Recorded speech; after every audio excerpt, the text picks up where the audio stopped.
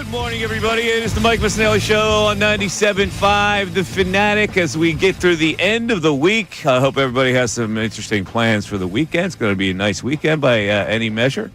If you're going down to the beach, have fun now down at the beach and follow the late-night Phillies. I like to call them the late-night Phillies on the West Coast because it's really hard to stay up to the end of these games. At least it is for me anymore. But on a Friday night, I'm in. I'm going to watch this whole game. The Phillies back at it tonight. Ranger Suarez tonight takes the hill again against Ryan Burkert, I think he's coming off the 15-day DL. This might be his first start. And he in the past, I think they're nursing this kid through. He's 25 years old. He hasn't pitched more than 5 1/3 innings this year in any start. The Phillies are a big favorite tonight at minus 160. So this series against the Padres will define a few things. They got Yu Darvish against Wheeler on Saturday, and then Sanchez versus Pivetta on a Sunday afternoon. It's a big 3-game series for the Phillies. Where do they stand right now? Well, they are ahead of the New York Mets by a game and in the division, but they are behind the Chicago Cubs total and also the Dodgers total. So right now they're firmly entrenched in the 3 seed. The topic for today is that there are a lot of people who cover baseball. And by the way, Brendan Gunn is doing a double shift here. Double shifting it here. Double shift. Just I'm ready produced for the it. morning show, and you're producing my show. Yes. And how do you feel about that? I love it. Sitting here talking about sports, and now it's a tough time of the calendar year to talk about sports, but I can't do it with a better legend than you. Well, I don't know about today. I got nothing. No, but seriously, the trade talk is heating up, and it's coming from people who cover the sport a lot. And, you know, there's smoke to this trade with the Cleveland Guardians where the Phillies could acquire Clase, the closer, who throws Hunnit, and Stephen Kwan, the light-hitting but get-on-base left fielder, and what that would do for the Phillies. I am 149% in favor of this trade. With this trade, you would probably get a DFA on Max Kepler, which is fine by me as well. But here is the question. This is going to cost you primo prospects. If you get Clase and Kwan, you might as well say goodbye to 2 of your prospects. Maybe one of them's able. I don't know. But one of them would be either Aiden Miller or Justin Crawford. It probably won't be Painter, but it'll be Abel and one of those guys. Maybe they would take Kepler off your hands, whatever it is. It's going to cost you a lot. And my question is, well, first of all, this is the way why I would do it. You have to. You're not good enough right now to win a World Series or even, in my opinion, get to a World Series without improving 2 spots on your team. One is outfield consistency offensively, and the other is another high-leverage bullpen hammer. This would take care of both of those things. It's either that or you go, I'll keep the prospects. Now, does keeping the prospects make you any closer to winning something? The answer to that, Brendan, is easy. A big fat no. It's a fat no. Does doing this guarantee that you're going to do something? That's a big fat no at all. But like everything else, you play the percentages, and you go, do my percentages increase to actually win something if I make this deal and it's going to cost me 2 primo prospects who could help me down the road? Drastically. Like, you have to go out there and make this move if it's actually out there for you. You get a Class A who's under control through 2029. You get a Stephen Kwan who's under control through 2027. Yeah, you have to give up top prospects for it, but they're not rentals. You can go out there, and the name of the game is to win. You're not good enough to win right now, and I could give a rat's ass about winning in 2020, 30 or whatever. You know what I mean? Like, I don't care about 5 years from now. This team's built to win now. The thing is, the prospects never stop. So you could always develop more prospects. Hopefully they do. Their system hasn't been able to do that, but who knows when that'll change. Like some guys that are in single A right now or low A would develop into a prospect akin to the prospects you're going to be trading in this deal. I mean, we don't have any idea about that. That's very speculative. But the Phillies had put themselves in a corner, unfortunately. They really weren't successful in getting the guys prior to this year that were supposed to plug up those spots. So when you make a mistake like that, you've got to cover your butt and try to overcome the mistake. The only way to do that is to make a significant trade where you give up prospects. And I know there are people on both sides of this argument, and that's what I want to find out today from the people. What side of the argument are you on? Justin Crawford, I really like him. I think he's going to be a starting center fielder in this league for like the next 7 years. I like him. I think he's a primo prospect. Aiden Miller, I don't know where to go with him, but anybody that has some pop can develop into a home run hitter like Mike Schmidt was when he was in the low minor leagues, right? So I don't know how these guys are going to turn out, and maybe down the road, 5 years down the road, you go, damn, we had those guys and we traded them. But you don't now have a choice. If you are interested in winning, you have to come to Jesus moment. And you go, I'm not good enough to win. Listen, I'd love to think that we're good enough to win. I know we've got starting pitching. I know maybe starting pitching can carry us. We don't have enough in our bullpen, and we don't have enough in the outfield on a couple of positions. So I've got to improve both of those spots to give us a fighting chance. And if it doesn't happen, well, then I'm prone to criticism if I'm the general manager. Well, you did all that. You gave away your prospects. It still didn't work, and now you blew up the organization. Well, that's the way sometimes it goes, right?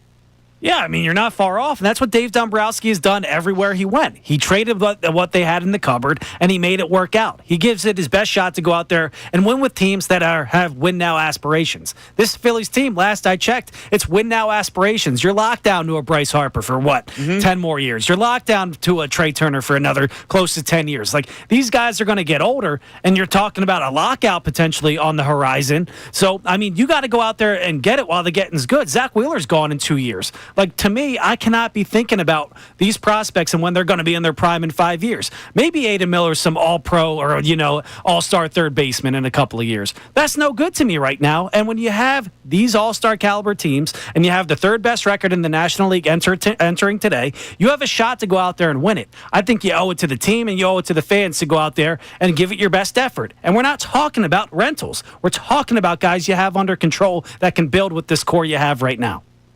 All right. We'll talk about that. You actually think that Zach Wheeler's gone in 2 years? I think so. Yeah. I mean, that's what he says. Right? I don't know if he'll be here in 2 years. I'll say that. Really? You think he would re-sign here? Like, I think he would test the market if he's going to play. Let me ask you this. The Phillies said, hey, we'll tack on 2 years of your contract, and you'll make $40+ million a year. What would you do if you're Zach Wheeler? I would take it. But Zach Wheeler in a couple of years might be able to command $50 million. Like, if I'm him, I'm testing the market. Now, I may very well not want to operate my young family. But he's not that type of guy. He's not. Like, if he got a contract extension for 2 years and they wanted to pay him like $80 million for 2 years, you think he'd stick around?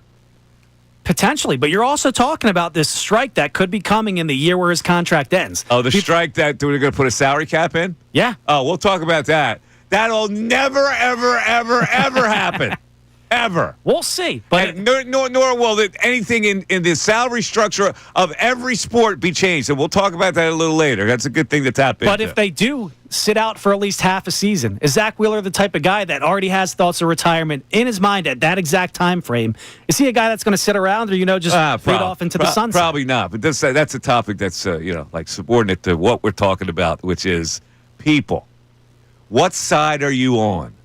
Are you on the side of trading prospects, primo prospects, to get what you need or not? This is what I want to figure out where the fan base is today. Here's how you get in. 610-632-0975. 610-632-0975. It is the Mike Missanelli Show, a Friday show. Nice, relaxing show. No angst, except for the fact that they need to make a trade. Mike Missanelli Show continues. We want to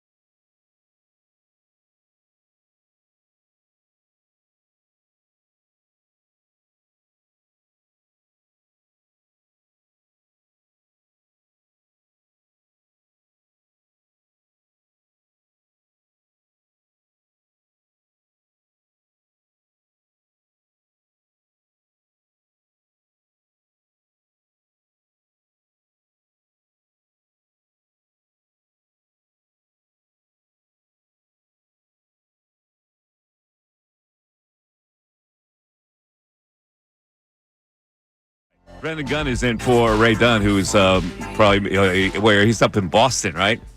He's got a wedding up there. Yes, he's up in Boston with his buddy, or with his cousin, or I'm sorry, his brother. And then his best friend is getting engaged. Married. Yep. Getting engaged. Oh, it's an engagement party? Engagement party. Oh, it's an engagement party? Yes, in Connecticut. Well, that's a little strange, isn't it? Engagement party? I had an engagement party. You did? Yeah, 2 weeks ago. What's up with that? It's the new age What's up with thing. the engagement parties? Oh, they're awesome. Really? You didn't do that back in the day? No. What do you do at an engagement party? You just drink and celebrate. And So it's just like a bachelor party, but I mean, both sides were there. Her family was both there. My sides are family was there. there. It was just a celebration of love. Oh, that's so Brings the tears to my That's eye. so cute. Anyway, Ray's going to Fenway Park tonight, I think. And he will. He'll have some fun up there. He's a youngin'.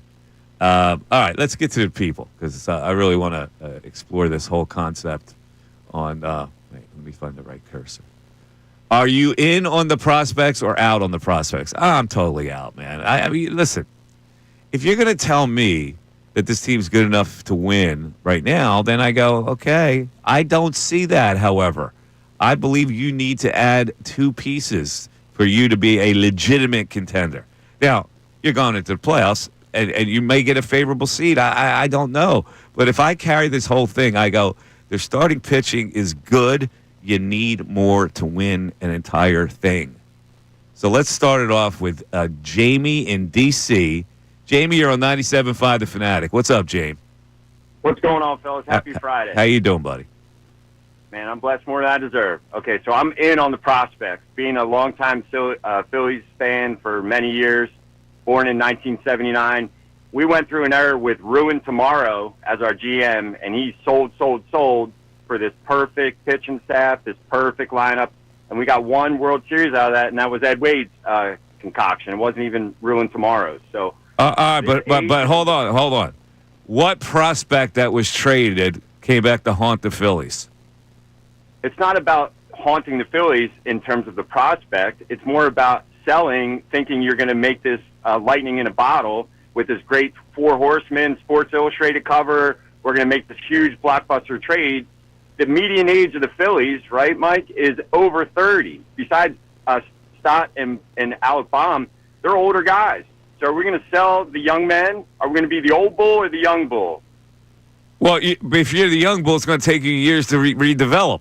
If you're at the window where you can win now, why would you care about the prospect part of it?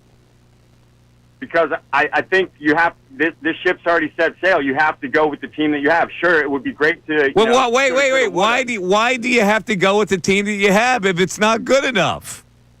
Do you believe it's good enough? Because the guys that are your prospects are your farm system. Look at the Chase Utleys, the Jimmy Rollins. Wait, forget. Hold on a second. You're talking about rebuilding and going with a youth movement. The Phillies are on the cusp of something here. You can't detract and then build back up. That'll take you a few more years. If you're at a certain plateau, don't you have to continue to go to the plateau? I very similar to what you said before, Mike. I think this team is what this team is, and you can try to make all the magic moves you want and I know that Dombrowski's going to try because that's his MO. But this team is this team, and we have to ride them whether they get hot and win a playoff series. No, you don't. But Jamie, you don't have to ride them. You can add. You don't have to ride what you have now. You don't have to ride. Are you telling me that this team is good enough? I think this team is definitely experienced and good enough to win a World Series. You do. In the current form, you believe they're good enough to win a World Series? It's July, Mike. We got to get to October. Well, I'm asking you now. I'm asking you to look into your crystal ball. Tell me how good this team is. You believe this team is good enough to win the World Series? I think this team is good enough to win the World Series. Wow. All right, man. Listen, that's a very optimistic view. I do not think they're good enough to win a World Series. I do not think that you can go into a game, in a meaningful game, with the situation you have in center field where you're platooning and a situation in left field where you're platooning. I don't believe that is good enough to get it done. I also don't believe that you have the bullpen strength when one of your starters, and this is going to happen, goes only 6, maybe even 5, and you have to get to the 8th, that you can't do that readily with what you have right now.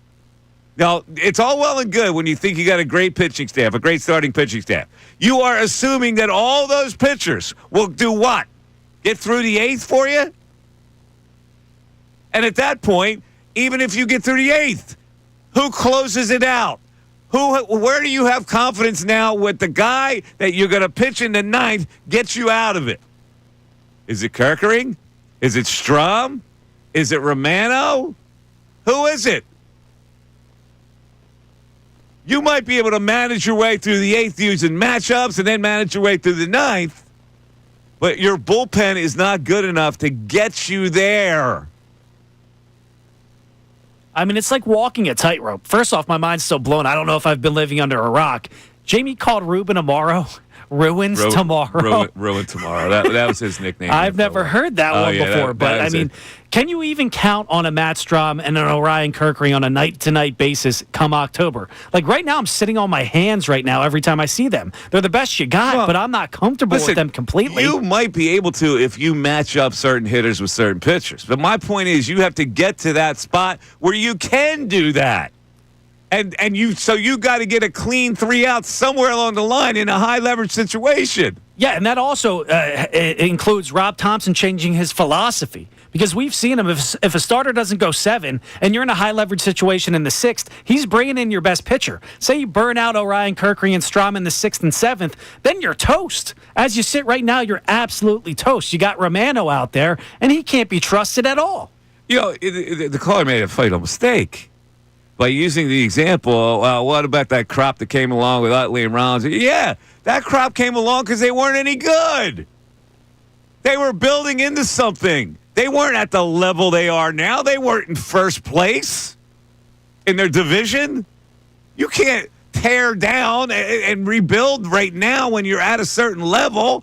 If you're bad, you can afford to do that. Or if you're mediocre. You're not mediocre.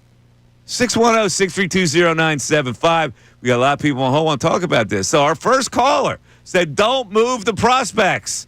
And he believes that this team is good enough to win a World Series now. I don't agree. Mike Missanelli Show continues. Fanatic Sports Update. The Phillies are back at it again tonight. I'm Brendan Gunn with your Fanatic Sports Update. After a day off yesterday, the Phillies are back out there on the diamond tonight to take on the San Diego Padres and begin the final series before the All-Star break starting Monday. Ranger Suarez is going to be on the mound tonight. Get ready for a late night. It's a first pitch of 9:40 on the West Coast. The Phillies currently hold a 1.5 lead over the New York Mets for first place in the NL East entering today. The Sixers continue their summer league action over the night. Last night, they lost 111-70. Blowout loss to the San Antonio Spurs in their summer league squad. The team was once again without first-round pick VJ Edgecombe, who's battling what they're now calling a left thumb sprain. The third overall pick is going to be reevaluated tomorrow. Hopefully we get some good news. See him again at least once during the summer. And we're another day closer to the Eagles taking the practice field again. We're now just 11 days from the Birds reporting to training camp on July 22nd. This update was brought to you by AAA Tire and Auto Service. Save up to $30 on auto repair with AAA Triple Play, only at AAA Tire and Auto Service. Offer valid through July 31st. Details at AAA.com/mycar. I'm Brendan Gunn, and you're listening to the home of the Sixers, Flyers, and Union, 97.5 The Fanatic and 97.5thefanatic.com.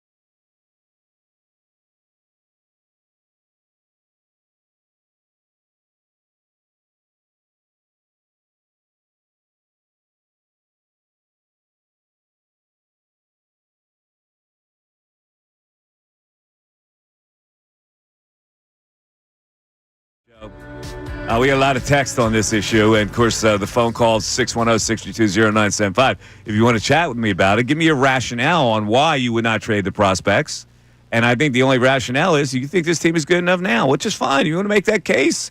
I don't happen to agree with it, but if you can make that case to me, I'll totally accept it. I'm just not feeling it right now for the long haul. They're a good team. Don't get me wrong. I'm not here criticizing the Phillies, but I just think they need a little more to get past the Dodgers to get to a World Series, and then you never know what's going to happen or who that team is that they'll play in the American League. And the Tigers look like they're pretty well equipped for that spot right now. But let's go to the text board, Brendan Gunn. What do you got? We got Matt in Marlton checking in saying, when's the last time a prospect from the Phillies organization was developed well? Hamels, Chase Utley, Jimmy, or Ryan Howard? That was a decade ago, 2 decades ago. I'm selling like Martha Stewart, who got a tip on the market at the deadline, if possible. Look at that. Astray at Martha. Okay. Well, the better question is, what prospects have they traded in the past that have come back to haunt them? Has there been one? No, I mean, you think about it, some texters checking in saying the people that don't want to trade prospects are the same ones that didn't want to trade Sixto Sanchez a couple of years ago for JT. Now Sixto Sanchez can't even get on the diamond. Sixto Sanchez. Draybeck.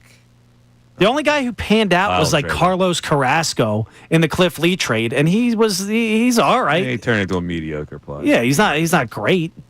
All right. Give me more. All right, we got somebody checking in saying, I think for the right players, trading prospects is the most logical option. Unfortunately, when it comes to the Phils, their idea of a good trade is usually a bust. Well, we're talking about one particular trade here. Emmanuel Clase used to be the closer who struggled this year for the Guardians, who throws 100. And we're talking about left fielder Stephen Kwan. You know, it's funny, they got about Stephen Kwan. Well, he doesn't have any power. No, he doesn't. Well, what's been the complaint of the Phillies lineup? They don't have enough diversity. They don't have enough guys that can do different things. They're all the same. And when they all get into a slump, they're all in a slump. You know? Let me ask you this. So Kwan, he's been batting leadoff for Cleveland. Does that give you a conundrum, or is it a good problem to have with Trey Turner or Kwan 1 or 2? Like, perfect. What do you do with the lineup at that point? It's perfect. You go Kwan, Turner. And then you move Harper back to 3, Schwarber back to cleanup? Yep. I like that idea. That settles it for me. All right, by the way, did you watch any of Cooper Flagg last night? He looked good. From what I saw, he was getting shut down by Bronny sometimes, which was kind of concerning. Well, he wasn't really getting shut down by him. He shot 5 for 21. He's going to get his shots up, though, correct? I thought he was trying to show off a little bit. He knew the crowd was there to see him, and we'll talk about that a little later on the news at noon. The crowd was there to see him, and he shot 21 shots. That's way out of his element. He's an all-around player who facilitates other players, but he knew that people were paying attention to him last night, and he missed all of his three-point shots. And I look at his three-point shots, and I'm going, he doesn't shoot it that purely. He doesn't have a pure stroke. He's got to work on that stroke. And 2 seconds later, Tim Legler came out and said the same thing, that when he shoots it, his pinky shoots out to the left, which gives the ball a side spin, that he's going to have to correct it. That's interesting. I mean, I take Legs' word on it because he knows what he's talking about. I'm trying to get Legs on the show today to talk about that, but I heard him say it on the broadcast last night. Now, what is Summer League supposed to be like? Cooper Flagg, there's no world where he's going to be allowed to shoot 21 shots on the Mavericks as currently constructed. I mean, they already have guys there. Oh, no. He'll be able to shoot 21 shots a game. You think He's got the ball in his hands. They're giving him the ball at the top. 21 shots in the NBA in his rookie year? He's almost going to be their point forward. Until he's got Kyrie the ball comes in his back, hand all the time. Well, even Kyrie will be off the ball. Cooper Flagg will be on the ball. You think so? Kyrie will not be on the ball. The way it looks like they're setting it up. That's a lot to ask for a rookie on a team that should have title contender thoughts next year. Though. His handle and his vision. It's very good. It's like a young LeBron, and I don't want to compare him to that because that's kind of crazy. But that's who he's being compared to right now. I just don't know. 21 shots for a rookie on that team that's trying to contend? He forced a lot of shots. He wanted to show off, so I'll write it off. But my point about this is VJ Edgecombe is now shut down. Cooper Flagg played 32 minutes last night in that game. 32 minutes. He's the prize pick of the whole draft. He played 32 minutes. VJ Edgecombe now, first of all, it was a thumb contusion. Now it's a thumb sprain. It's a jammed thumb, basically. I've had a million of them playing basketball, right? Yeah. It's on his left hand. Tape it up and play some freaking basketball. I don't get it. Like, why are they being overly cautious with this? Load It's a management. They're thumb. load managing the guy, the third pick of the draft. Cooper Flag played 32 minutes last night. Come on, man. It is a joke. It's frustrating. Let's go. Let's go to Greg in Bethlehem. Greg, you're on 97.5 The Fanatic. Greg. Good morning, gentlemen. Morning, Greg. I hate to admit it, but I agree with you completely, Mike, on the trade prospects for known quantities. You know, the championship window is currently open, but you know they need to strike while the iron's hot. And you know, if I had to give up Painter and Crawford, I would do it. I'm not quite sure why Painter is untouchable. Is he related to Dombrowski somehow? No. All right. Well, it seems like the team is not good enough right now, and they can make it better by making a wise trade. You know, Yeah, I don't think they have to trade Painter.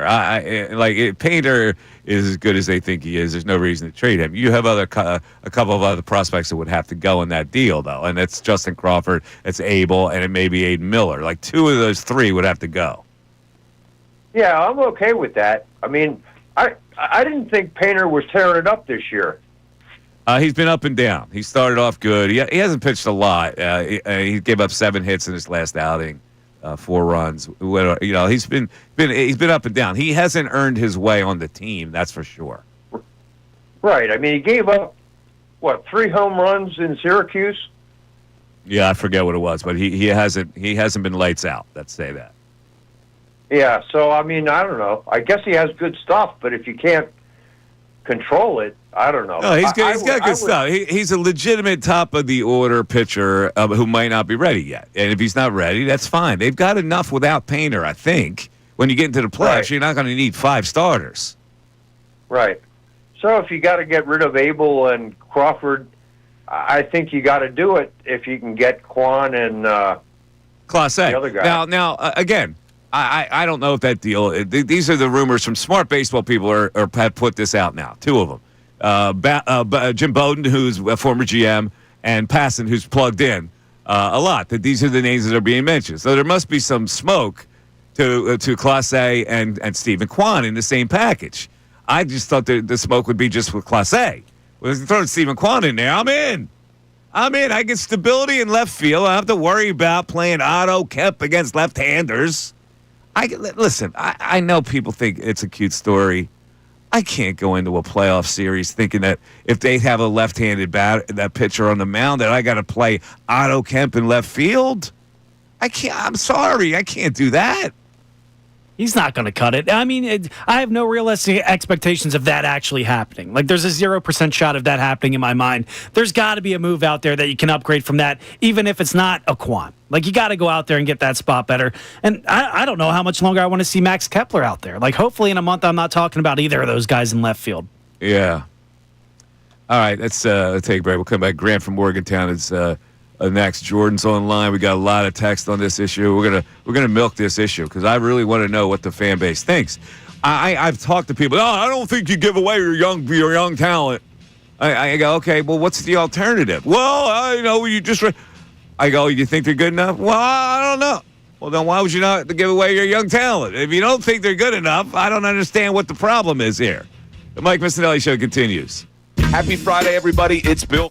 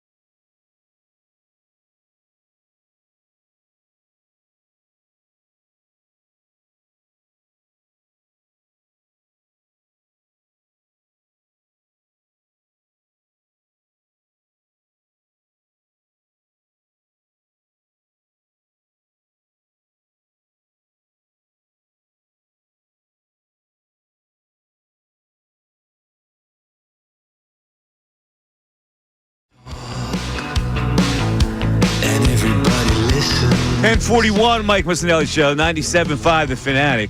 610-632-0975. A lot of people taking advantage of the text line right now. Let's get back to it. Tons of texts saying, trade the prospects. Others saying they would not. What do we have here, BG? We got Jasper and Sicklerville checking in saying the team is too inconsistent. They have not hit with runners in scoring position in 3 years. With or without Harper, trade away Crawford and Painter, and we could be watching dreadful baseball for 10 years. Again, I'm not trading away the future for a maybe. Okay, what is the future? What are we talking about? The future includes a step down. If you're going to maneuver and clip some guys on this current team because you believe the window is done, you're going to have to build back up. How long is it going to take to build back up? Yeah, I mean... Yeah, the Phillies put themselves in this situation. You can't ignore the fact that they put themselves in a situation where they could possibly win something. There are two categories of teams. Teams that hope to win, teams that know they can win with personnel, and teams that are building to win. That's three different categories of teams.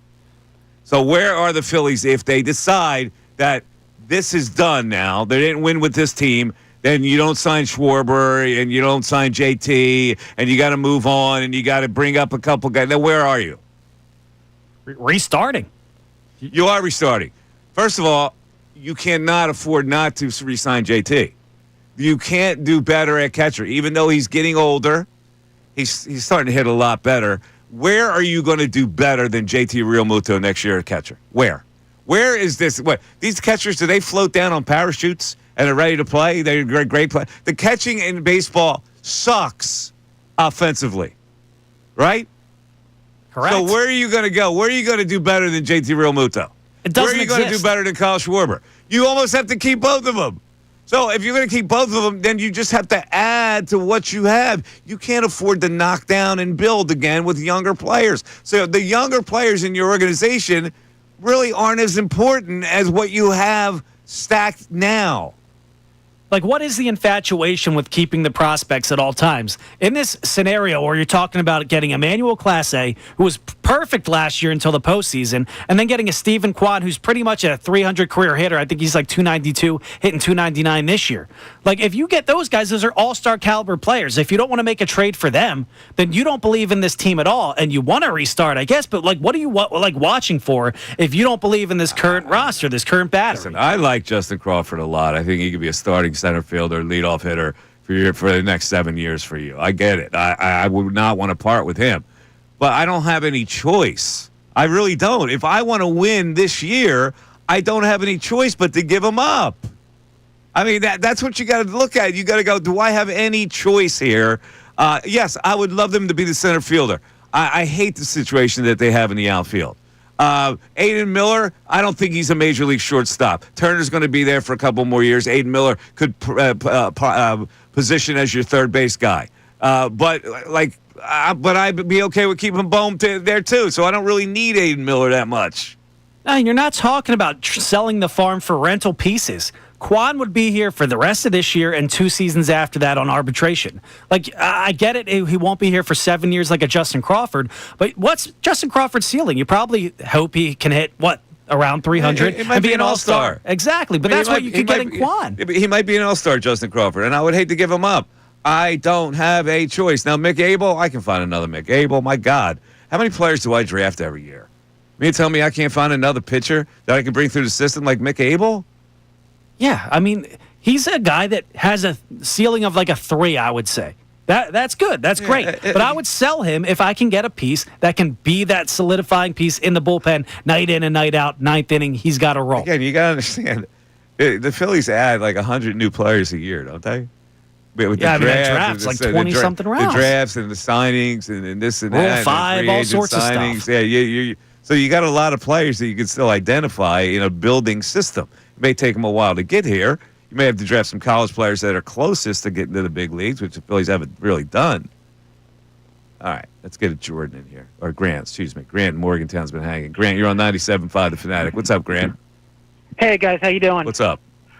Yeah, I totally agree with you. You got to trade the prospects. I think the people who are worried about trading prospects, hey, like you guys said earlier about the 2007 to 11 team. Any of the prospects they traded away didn't really become anything. You mentioned Carrasco.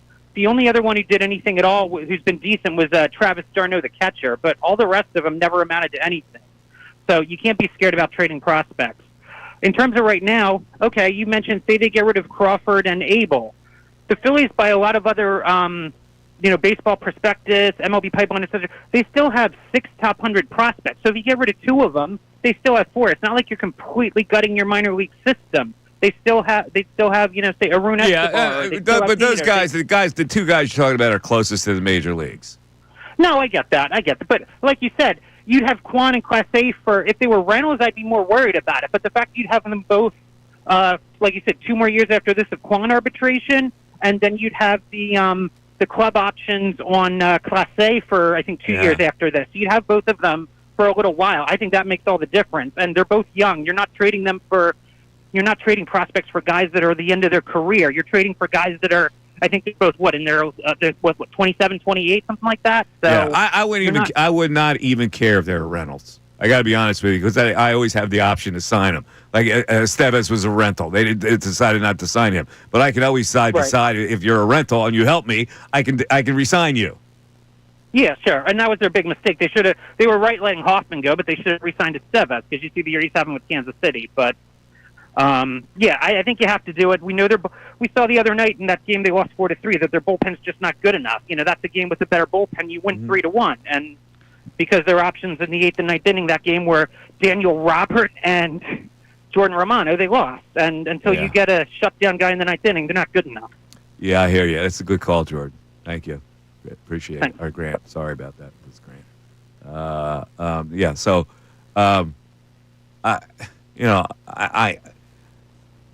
I think this is an easy decision. I really do. I don't lament the fact that you have to trade prospects anymore, because you put yourself in that spot. You can't ignore the spot that you put yourself into. The spot you put yourself into is A, you set yourself up as a contender. B, the moves that you made to reassure you of that have not panned out to the point where you don't have to now think about trading prospects. You made your own bed, basically. You said something interesting, though. You would trade. Is there a cap limit on prospects you would give up for a rental piece, or you're just selling the farm if it's the right rental piece? If it's the right player, I wouldn't worry about being a rental. I really would. I know general managers have to think about that. I always have the option to re-sign a guy. Like, if he's a rental and he is really good for me, I would like to re-sign him. If he's not, then no harm, no foul. And I've given away a prospect, and I'll just have to develop another prospect. Yeah, I mean, but wouldn't that free agent, wouldn't he want to hit the market if he's that close? Like, is he going to give you that option to sign him? Like, or are you going to have to toss out the highest value out of him? He'll give you the option because money talks. You're a high payroll team. Like, how many teams are going to outbid you anyway if you really want the player? Hopefully none. But, I mean, they've been reluctant the past couple of off seasons to go after those big free agents. I know. Got to have them under team control. Well, get them under frickin' team control by signing them. 610-632-0975 is how you come in. A little later, I want to talk about this prospect of the stadium and the traffic. I was reading a lot of stuff about how impossible it is to get in and out of sporting events down there.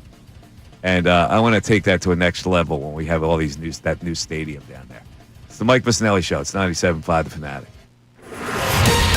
Fanatic Sports Update. Heading down to San Diego. Now I'm Brendan Gunn with your Fanatic Sports Update. After a day off yesterday, the Phils are back out there on the diamond tonight facing the San Diego Padres, and they begin their final series before the All-Star break. Ranger Suarez is on the mound tonight. Get ready for a late night as well. First pitch is tonight at 9:40. The Phils enter today with a 1.5 lead over the New York Mets for first place in the NL East. The Sixers continued their Summer League action last night with a 111-70 blowout loss to the San Antonio Spurs and their Summer League squad. The team was once again without first-round pick VJ Edgecombe, who is battling what they're now calling a left thumb sprain. The third overall pick is going to be reevaluated tomorrow. Hopefully they get some good news. We'll see him out there again before the Summer League action ends. And we're now another day closer to seeing the Eagles take the practice field again. We're now just 11 days away from the Birds reporting to training camp on July 22nd. This update was brought to you by the local Ream Pro partners at thereamteam.com. When you want your home to feel like a dream, it has to be Ream. Stay cool with the high-efficiency AC system from Ream.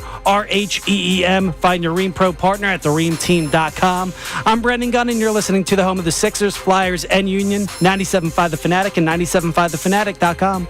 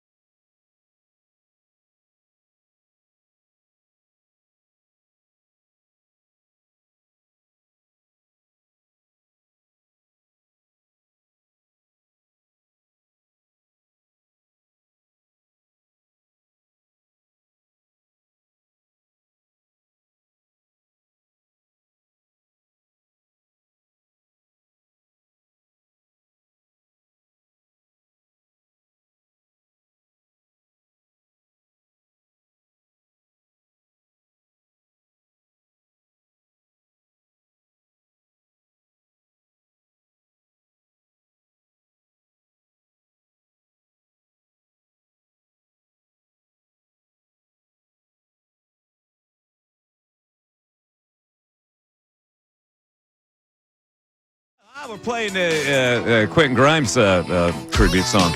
There you go. Congratulations to Quentin Grimes. He's not signed yet, by the way. I don't know what they're doing. But anyway, 610-632-0975. It's the Mike Missanelli Show today. Ray Dunn is off. We got Brendan Gunn producing the show today. Let me just mention this. This had happened yesterday. A classic Philadelphia sports character passed away. His name's Lee Elia.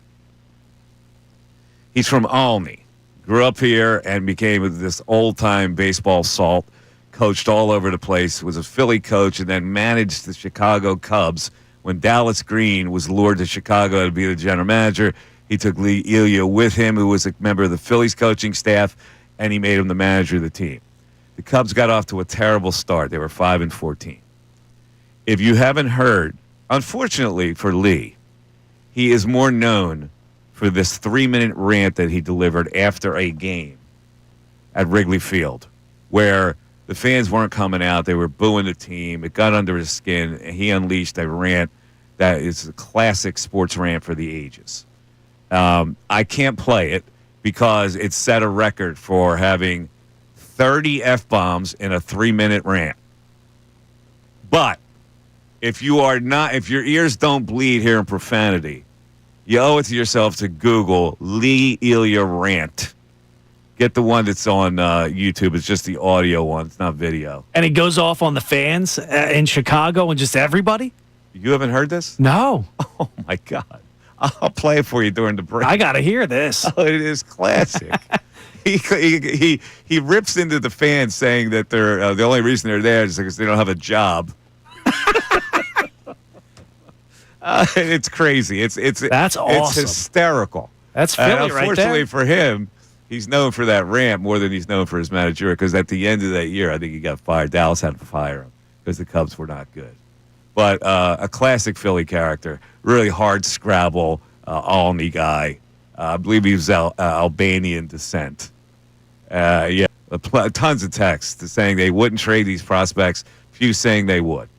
Well, somebody's checking in saying their name's me from Port Richmond. He says, I do not understand the ruin tomorrow cult. We saw it trash our franchise for a decade. Why do you want to do it again? We'll repeat that again. Let me get the gist of that. Go ahead. I don't understand the ruin tomorrow cult, as in probably trading the prospects. We already saw it ruin our franchise for a decade. Why do you want to do it again? Trading the prospects? Yeah, I guess he's saying ruined our team for a decade. I guess he's saying from the Ruben Amaro's era, and then we sucked from 2012 to 2022. Where were the prospects that were traded that made it? Like, I don't get it. What do you mean? I mean, they didn't pan out. What prospects did they trade that messed up the franchise? None, because none of them panned out. Yeah, I don't get what he's trying to say here. Yeah, I mean, we saw him trade the prospects, and we didn't have any in our farm. But guess what? The prospects you traded were a whole pile of balls. Kyle Drabeck, they got Roy Halladay. Lou Morrison, you got Cliff talking Lee. About here. That doesn't make much sense, but we'll move on to another one. We got somebody checking in saying, let's see. Absolutely sell everybody but Painter. Need a big-time bullpen arm, controllable at the very least, plus a big-time outfielder. This puts you in the World Series contention yet again. All right, let's go to Jordan in Cherry Hill. Jordan, you're on 97.5 The Fanatic. What's up, Jordan? Mike, what's going on, How man? you doing, buddy? It's your favorite name. It's the Guru here. Hey, Guru. I had to touch in when I heard. I had to touch on when I heard VJ's name. Yeah. On the Phillies topic, real fast. Yeah.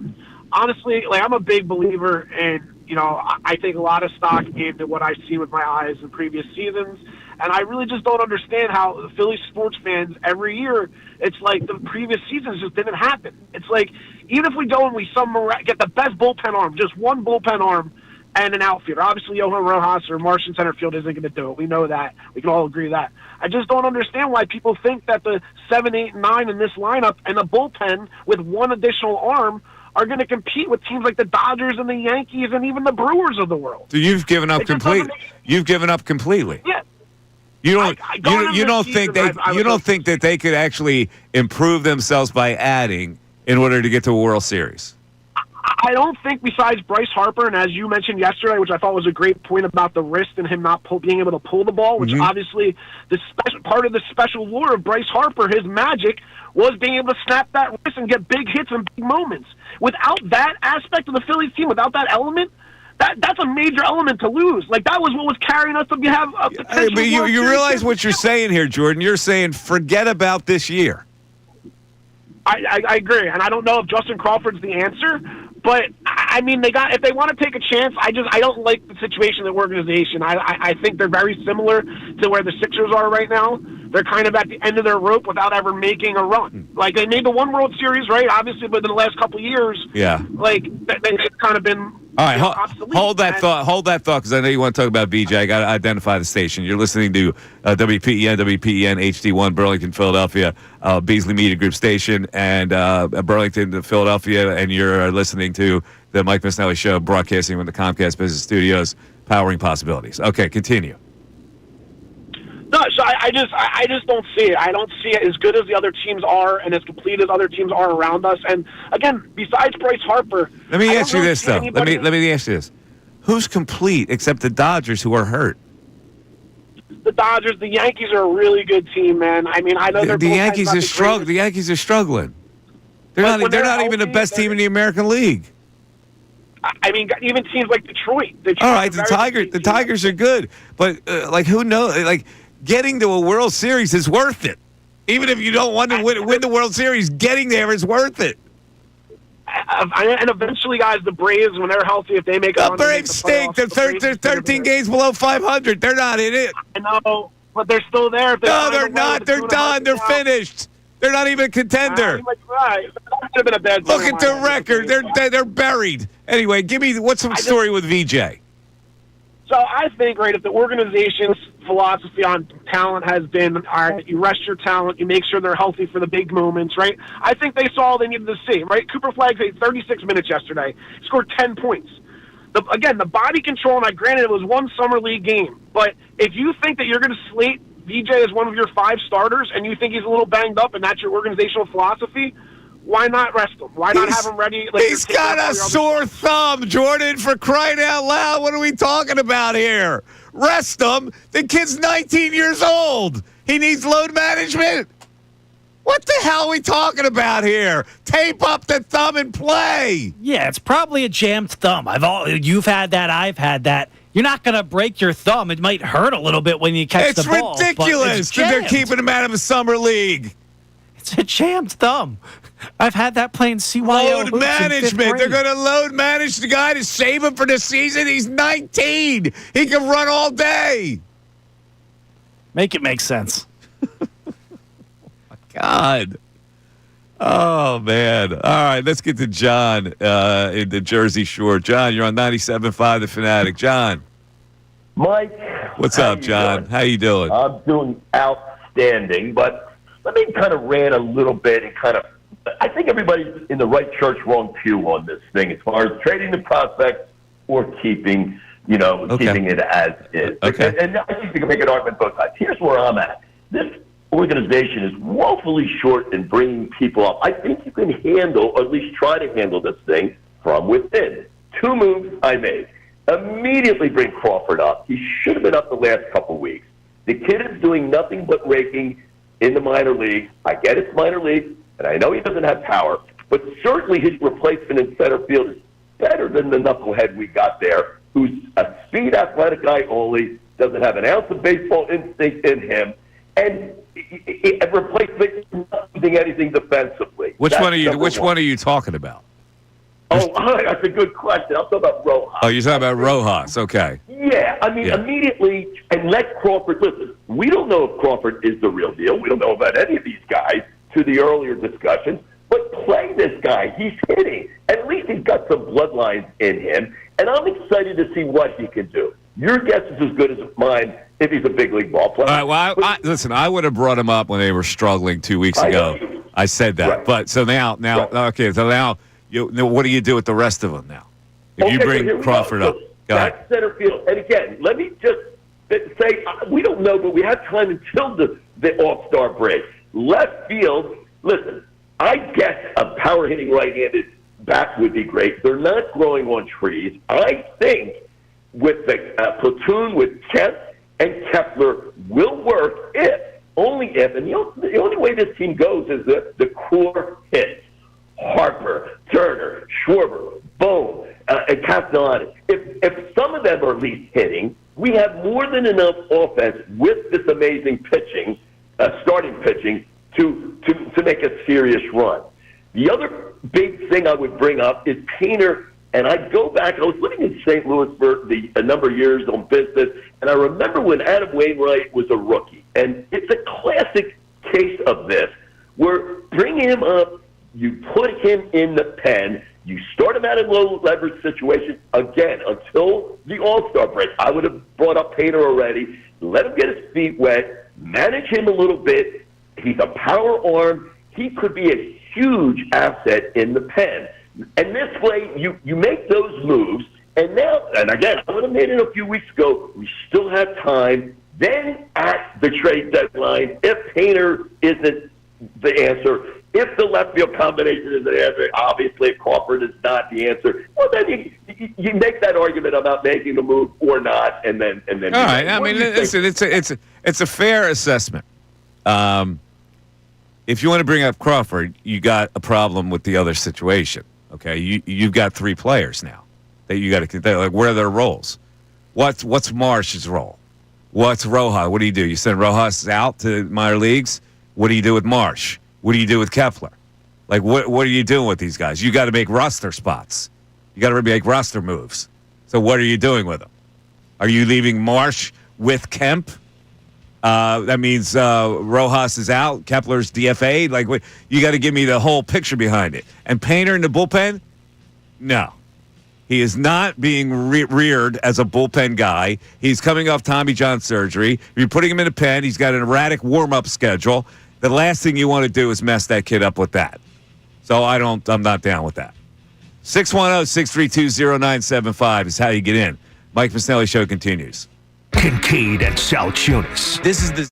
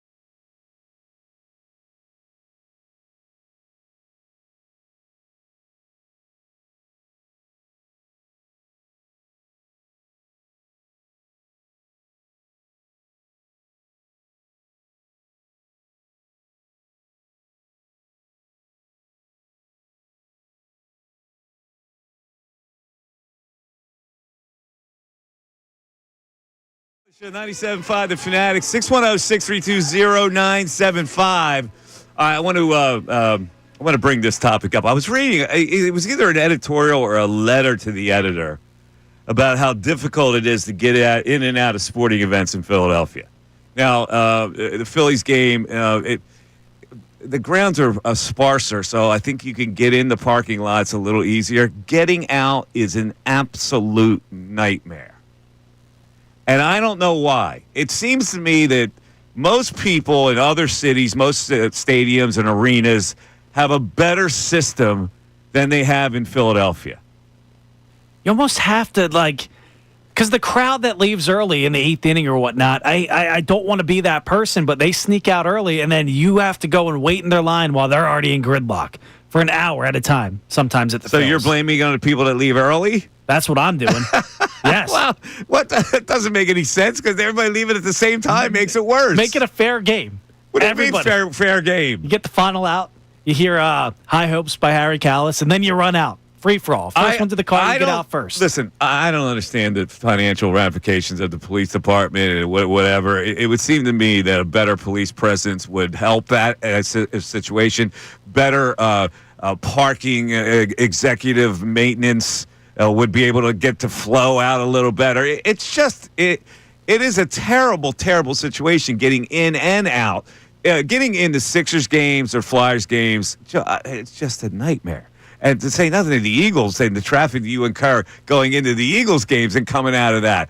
Can't there be a better way? The people are people unnerved as much by this as I am? Or is it they're just like, you know what, that's part of the thing? How much is it is on the team as well, or at least the lot owners? Getting out of there, the traffic starts before you even move out of your spot. It's impossible to even get out of your parking spot. It takes an hour and a half to get out of the parking lot. It's a joke, and it's frustrating. There's no rules. It's mayhem. There really are no law enforcement officers there. I don't know if they can put them in the parking lot because, you'd have to have hundreds of them probably to make it work. I don't understand why there can't be a better flow, why we can't make it a better experience. This is why I was in favor of the Sixers Arena downtown because what's the bargain of putting it at the South Philly location? It's impossible to get in and out anyway. It's like people think, well, it's better down there. Why? How is it better? It's a nightmare to get in and out of there. Yeah, the Eagles games, people just run the red light. They just, make gridlock in the middle. You miss 20 green lights because people all the other way are already going. Exactly. You can't go anywhere. Yes. All right, now here's the second part of this thing. With this new arena being built down there and these newfangled plans to build commerce and shops and places to eat and all this stuff. How many people go to a game to hang out afterwards or before?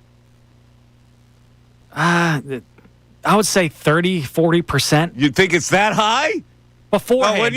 But beforehand. Afterwards, probably 10. Beforehand. So you're telling me that during a night game of a Sixers or a Phillies game, you're going to be able to get there from work early enough let me to take advantage of the shops and the restaurants and whatever. And then afterwards, when you're trying to get the frick out of there, you're going to hang around more? No, that's 5%. On a weekend, I would say 30, 40%.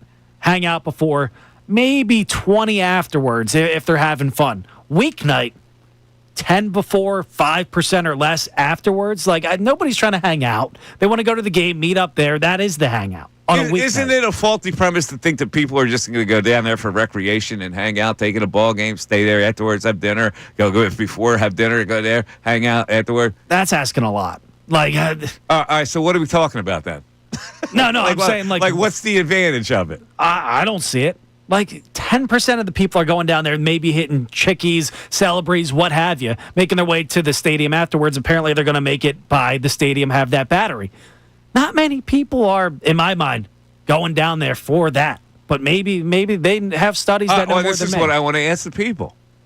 When they build this thing, and I don't know, it's going to be done by 2031, and there's going to be shops, and there's going to be places to eat or whatever, Rita's or whatever they put down there. I have no idea what the plans would be. I can mess with the Ritas. Are you going down to hang out before the game? See, my philosophy in knowing the people here, they want to do this. Get to a freaking game and get out. except if it's your Eagles and you want to tailgate.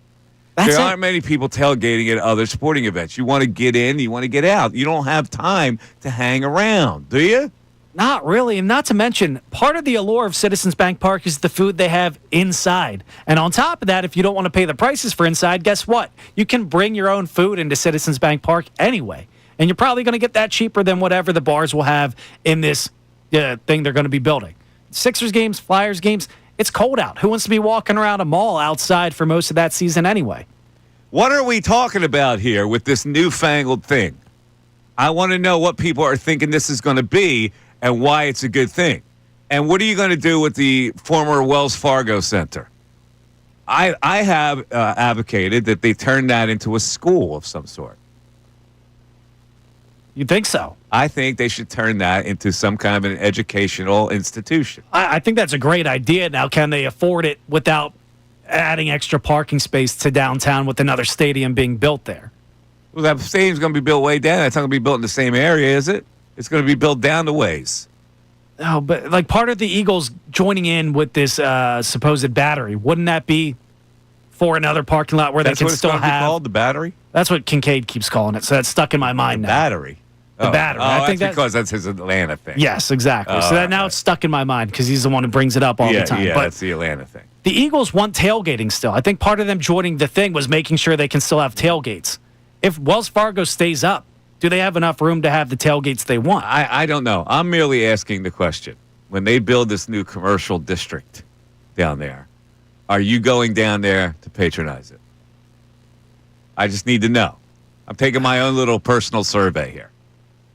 Somebody's checking in on it. John from Fishtown. Go ahead. I would 100% go down there and enjoy it, except I've been to Nationals Park and sometimes it's empty, which apparently they have the same thing the Phillies are trying to build. Yeah. Why wouldn't it be empty here?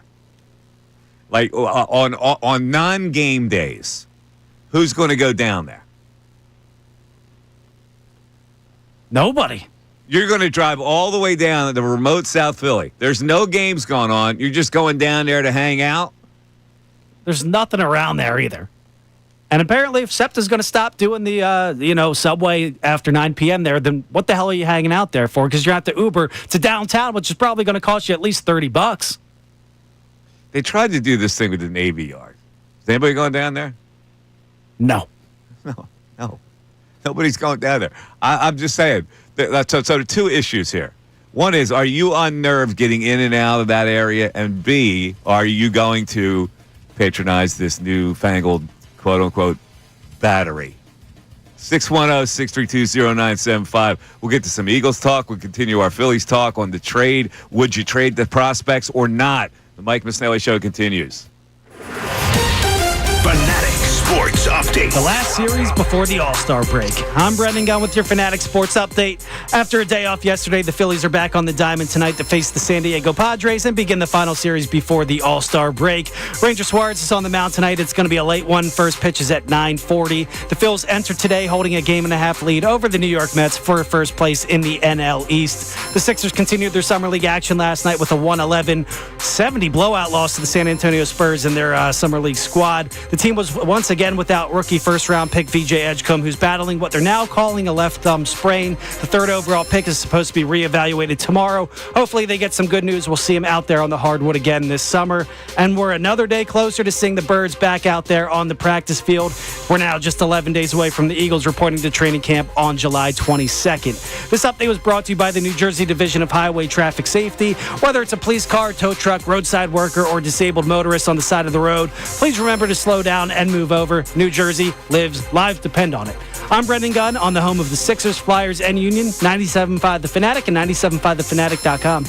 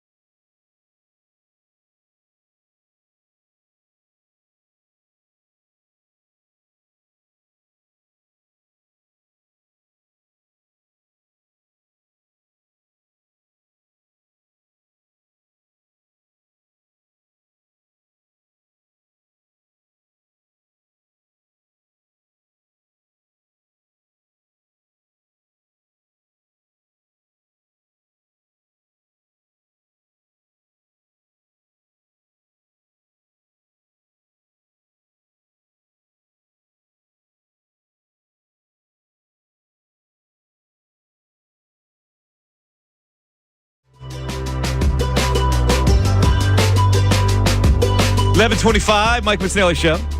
97.5, The Fanatic.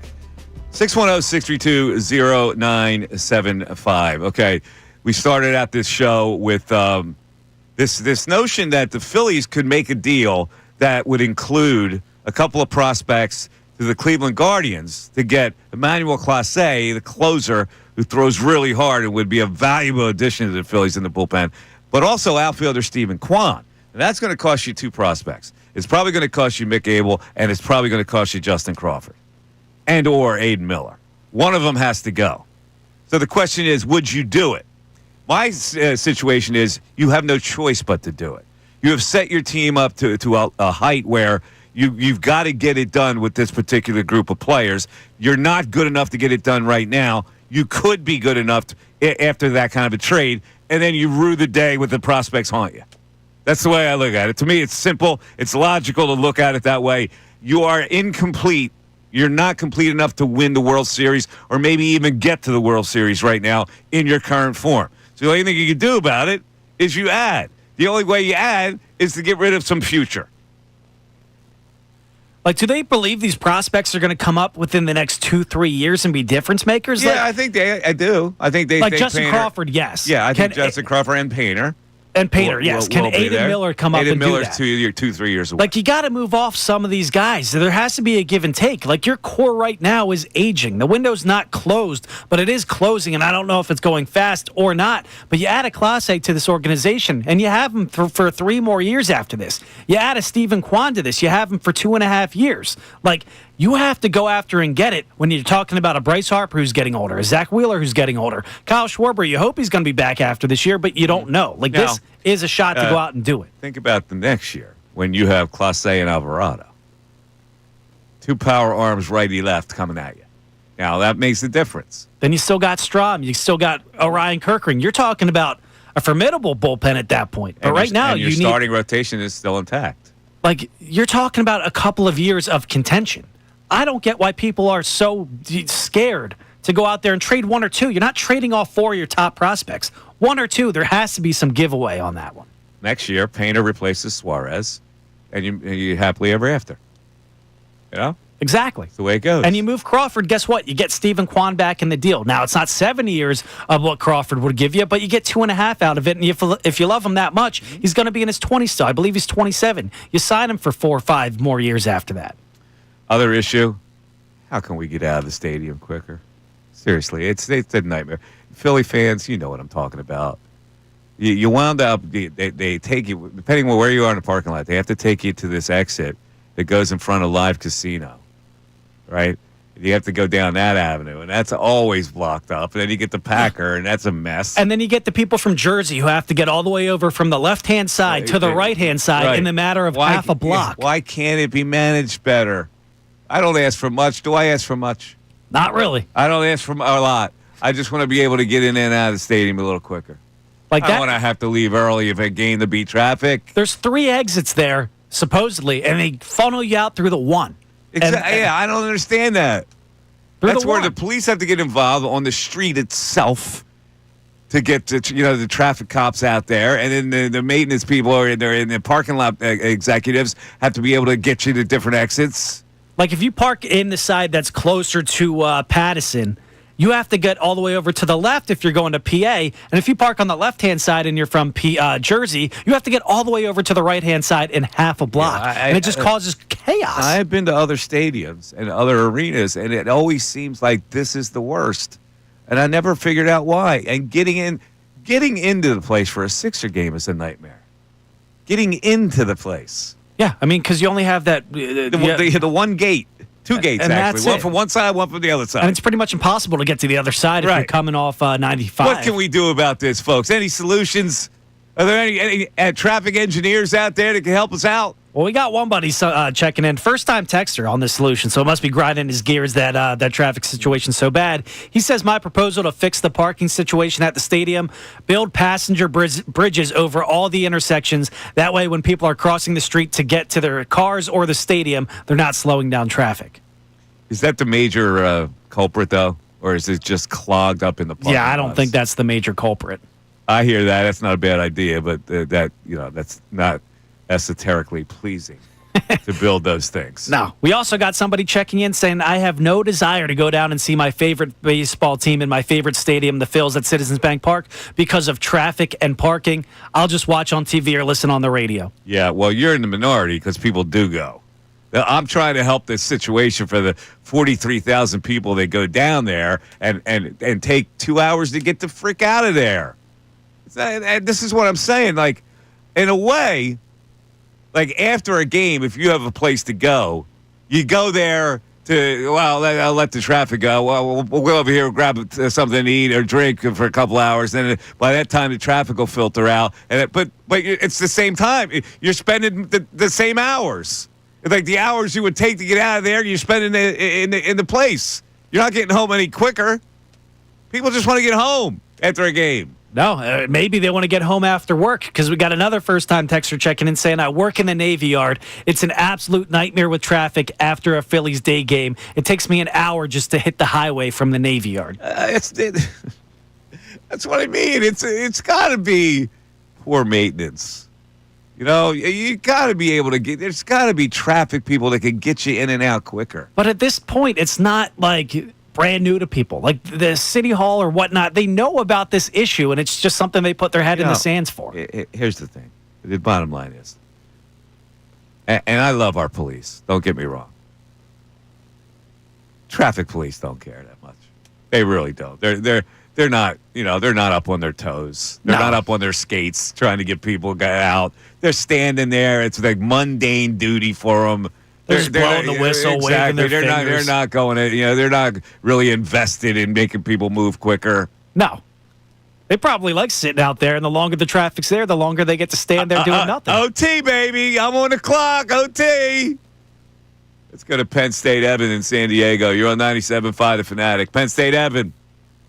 What's going on, Mike? How are you, buddy? Good.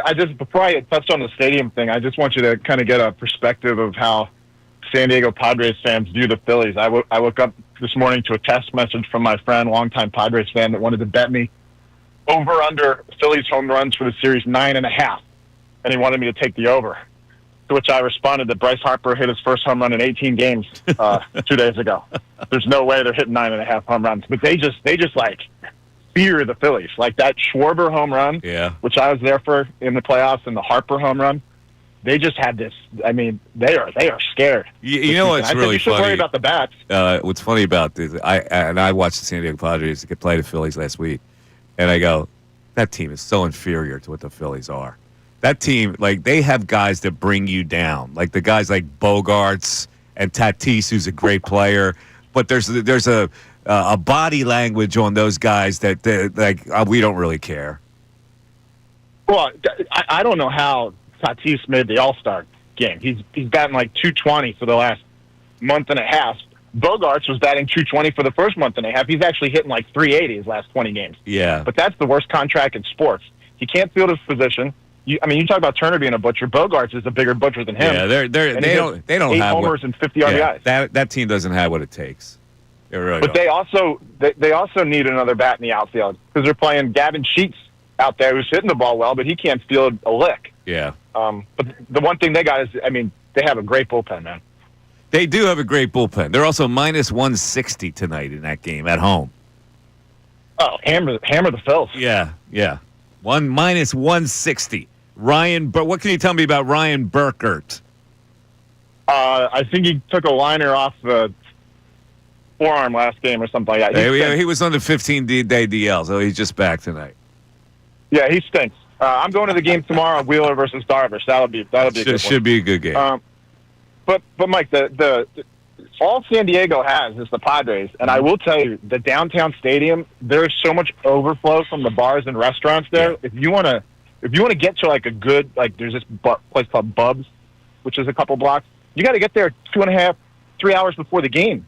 I mean, there's like a lack of supply, so I don't see why the Phillies couldn't support something like that. Especially it's not the city. That park's downtown where you are.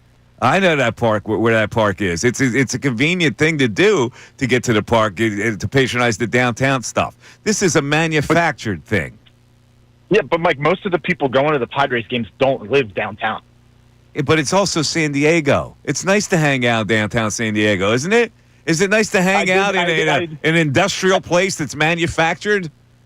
I did think about that when I was on hold, thinking, going down and maybe have a couple drinks before the game and then go home and not go to the game. But it's 75 and sunny. Do I want to go down before a Sixers game when it's dark at 5:30 and it's 38 degrees out? I was in San Diego recently. I'm hanging out. There's that cigar joint there. They make their own cigars. I was hanging out there for a couple hours to go over here. It's nice to hang out in downtown San Diego. That's why I moved here, Mike. All right, buddy. You have fun. You have fun down in San Diego. I've ventured upon this cigar shop down there. I got to find out what it is. Rolled fresh cigars, and I'm telling you, Right in front of you?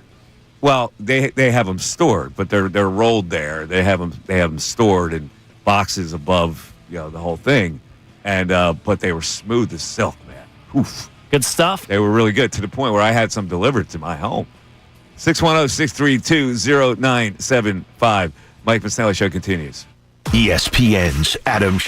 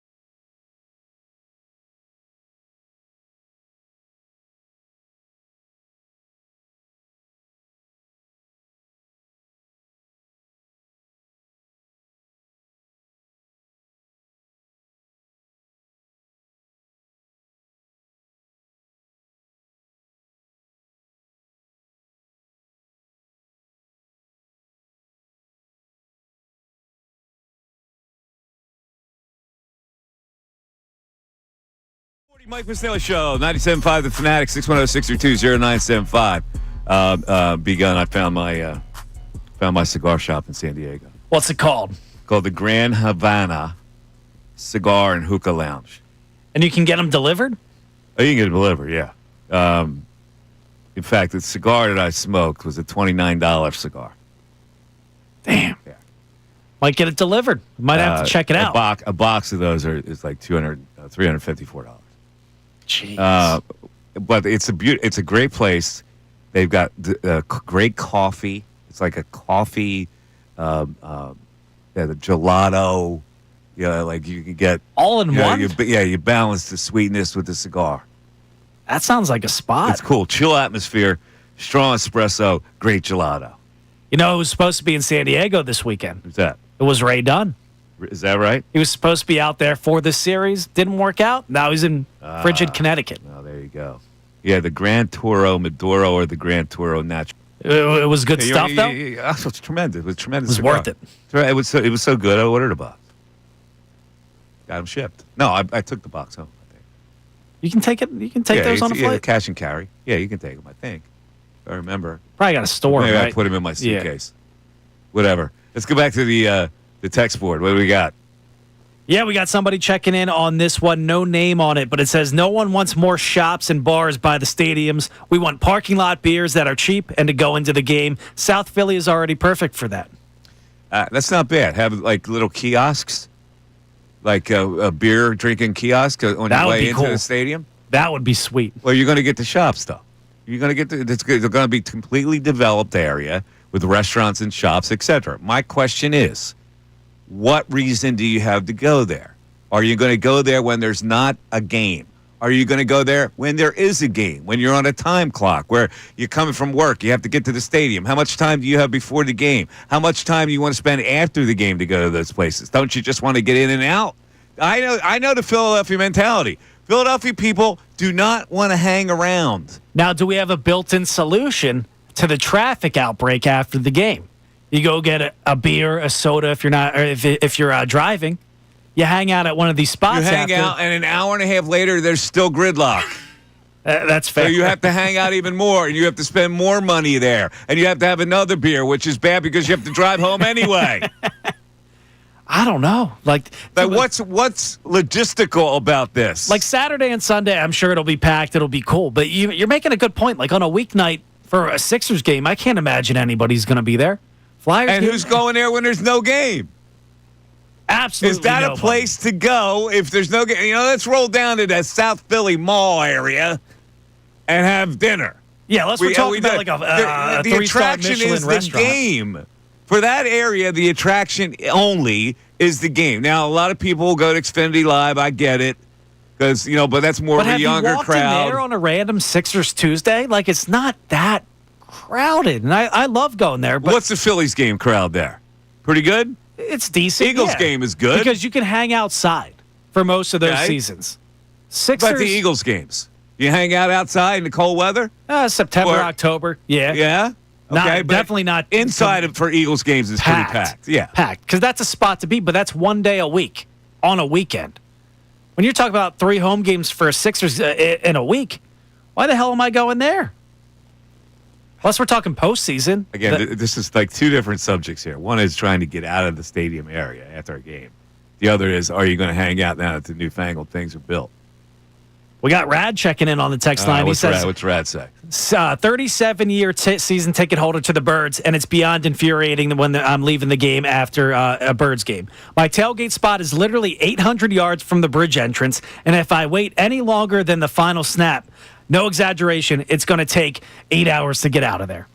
8 hours? No, not 8. I'm sure that's exaggeration. I'm sure that is an exaggeration. Even though listen, exaggeration. Eagles games are crazy enough. There's a lot more people there.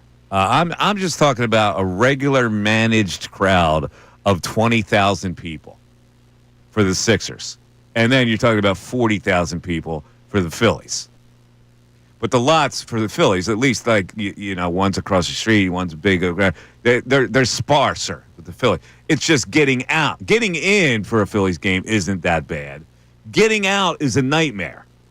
Right? Yeah, somebody compared it to the Hunger Games. Like you got to go out there and kill or be killed to get out. To get out, and it's crazy. And here are the people that don't adhere to the zipper rule because they want to get ahead of you. They want to plunge ahead of you. They don't want to let you in first, even though it's your right to be in first. And that's what slows it down even more because people don't want to do the zipper. It's built that way for a reason. Because people get angry that they can't get out of the lot, and when you get angry, you try to screw your fellow guy.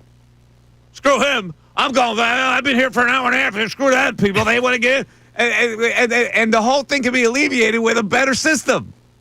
It's awful. It really is awful. We got somebody else checking in on the Class A trade that we've been discussing. It says, Emmanuel Clase's numbers for him are not that great this year. I'm not giving up either Crawford or Painter. Maybe Miller, maybe McAble, but not the top two in my mind. Listen, man. A change of scenery changes a guy. Sometimes it gets stale down there. Look at Aroldis Chapman. All the teams that he's been with, right? People sour on him. He goes to another team. He's efficient for you. It's the same thing. When you got 98 and you got a catcher like JT and you got a pitching coach that's going to stay on top of you and you got a fresh change of scenery and you've got a pennant race, it's amazing how much you can change as a player. Yeah, we got another person checking in saying, keep Painter. He's a future ace. He's close to MLB ready right now. Keep Crawford. He's close to ready as is and can potentially hit 300 for you in years to come. I would trade Abel. He got off to a hot start, but I think it's fool's gold.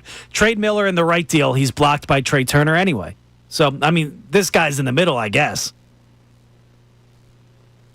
All right. So my question is, if they say, no, we're not giving you Clase and Stephen Kwan for Miller, you got to give us Abel and Crawford. Then what are you doing? Me personally, I'm doing that. Okay, so what is that guy doing, you think? Probably He's not. saying, I wouldn't give up Crawford. You don't have a choice. They're going to ask for a certain guy, right? You can't give them the lesser prospects that you have because you're protecting your own interests. They're in control of the situation, the team that you're getting the guys from. That's the thing with these trade conversations. People just think you can go out and get whoever you want and give up whatever you want. It's not made up lollipop world. Like, you have to give something to get something. And see, here's the thing. Those teams know that the Phillies are desperate for that. So they're not going to give them a break. They go, listen, man, we know you need They can hold them over a barrel. Right, we know you need these two guys. You know, I'm not going to settle. I don't want Aiden Miller. I want Crawford. Call me back when you're ready to trade Crawford. That's the way it works. Yep, we got somebody else checking in saying trade them, all capital letters. Pitching rotation is strong. It's probably the best in baseball. You plug the holes in the gaps on this team right now, it's a no-brainer. Okay, there you go. You get an outfielder who is diversified in his offensive approach. You get a guy who throws 98 at the back end of the bullpen. You can't do any better than that. And if it fails, you got Diego in your face, and you just have to live with it. But at least you went out and you tried it.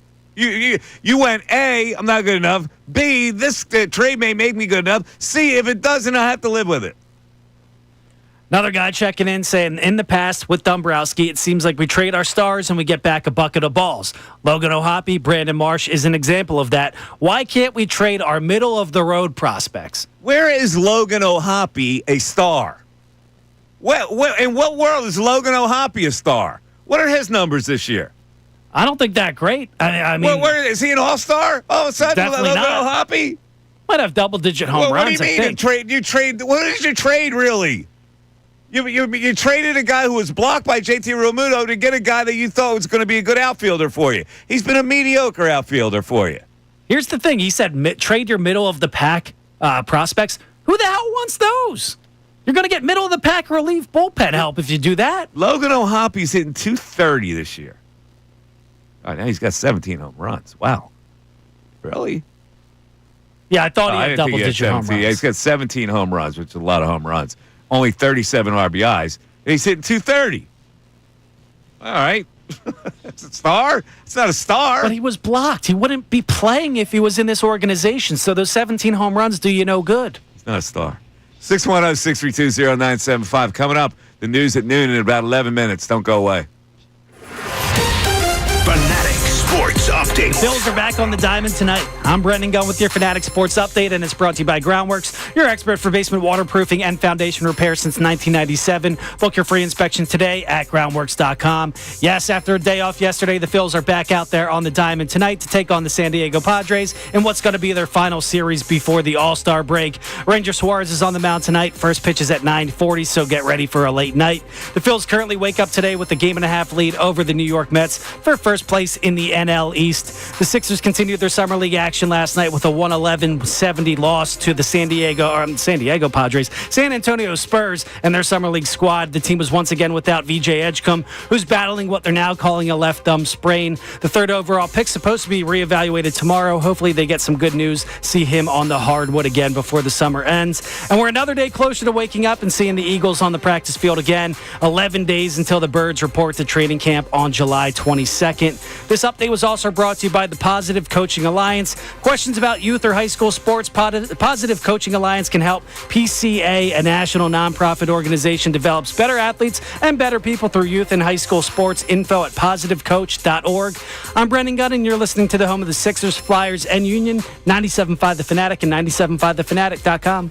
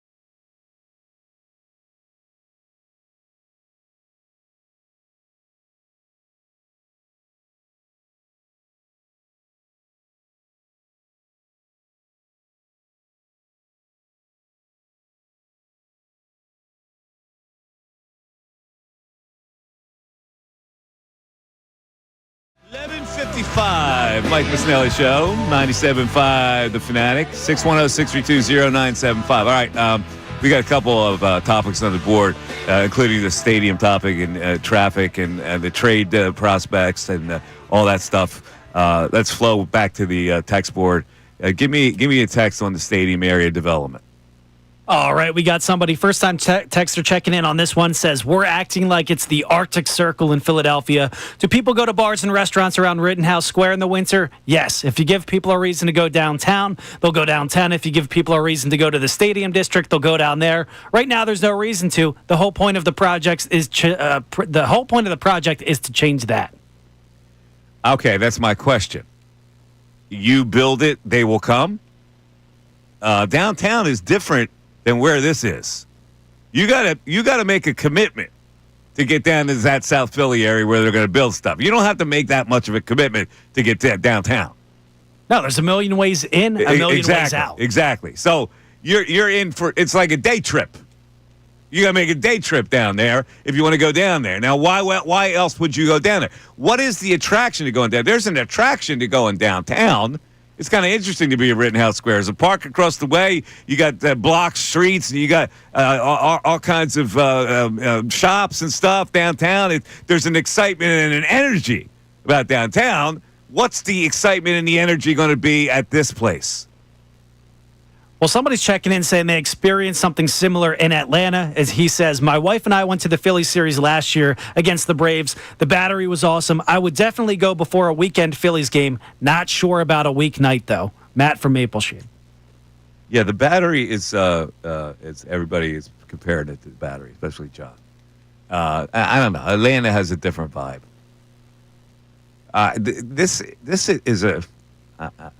This area of where the stadiums are is a weird area of this city.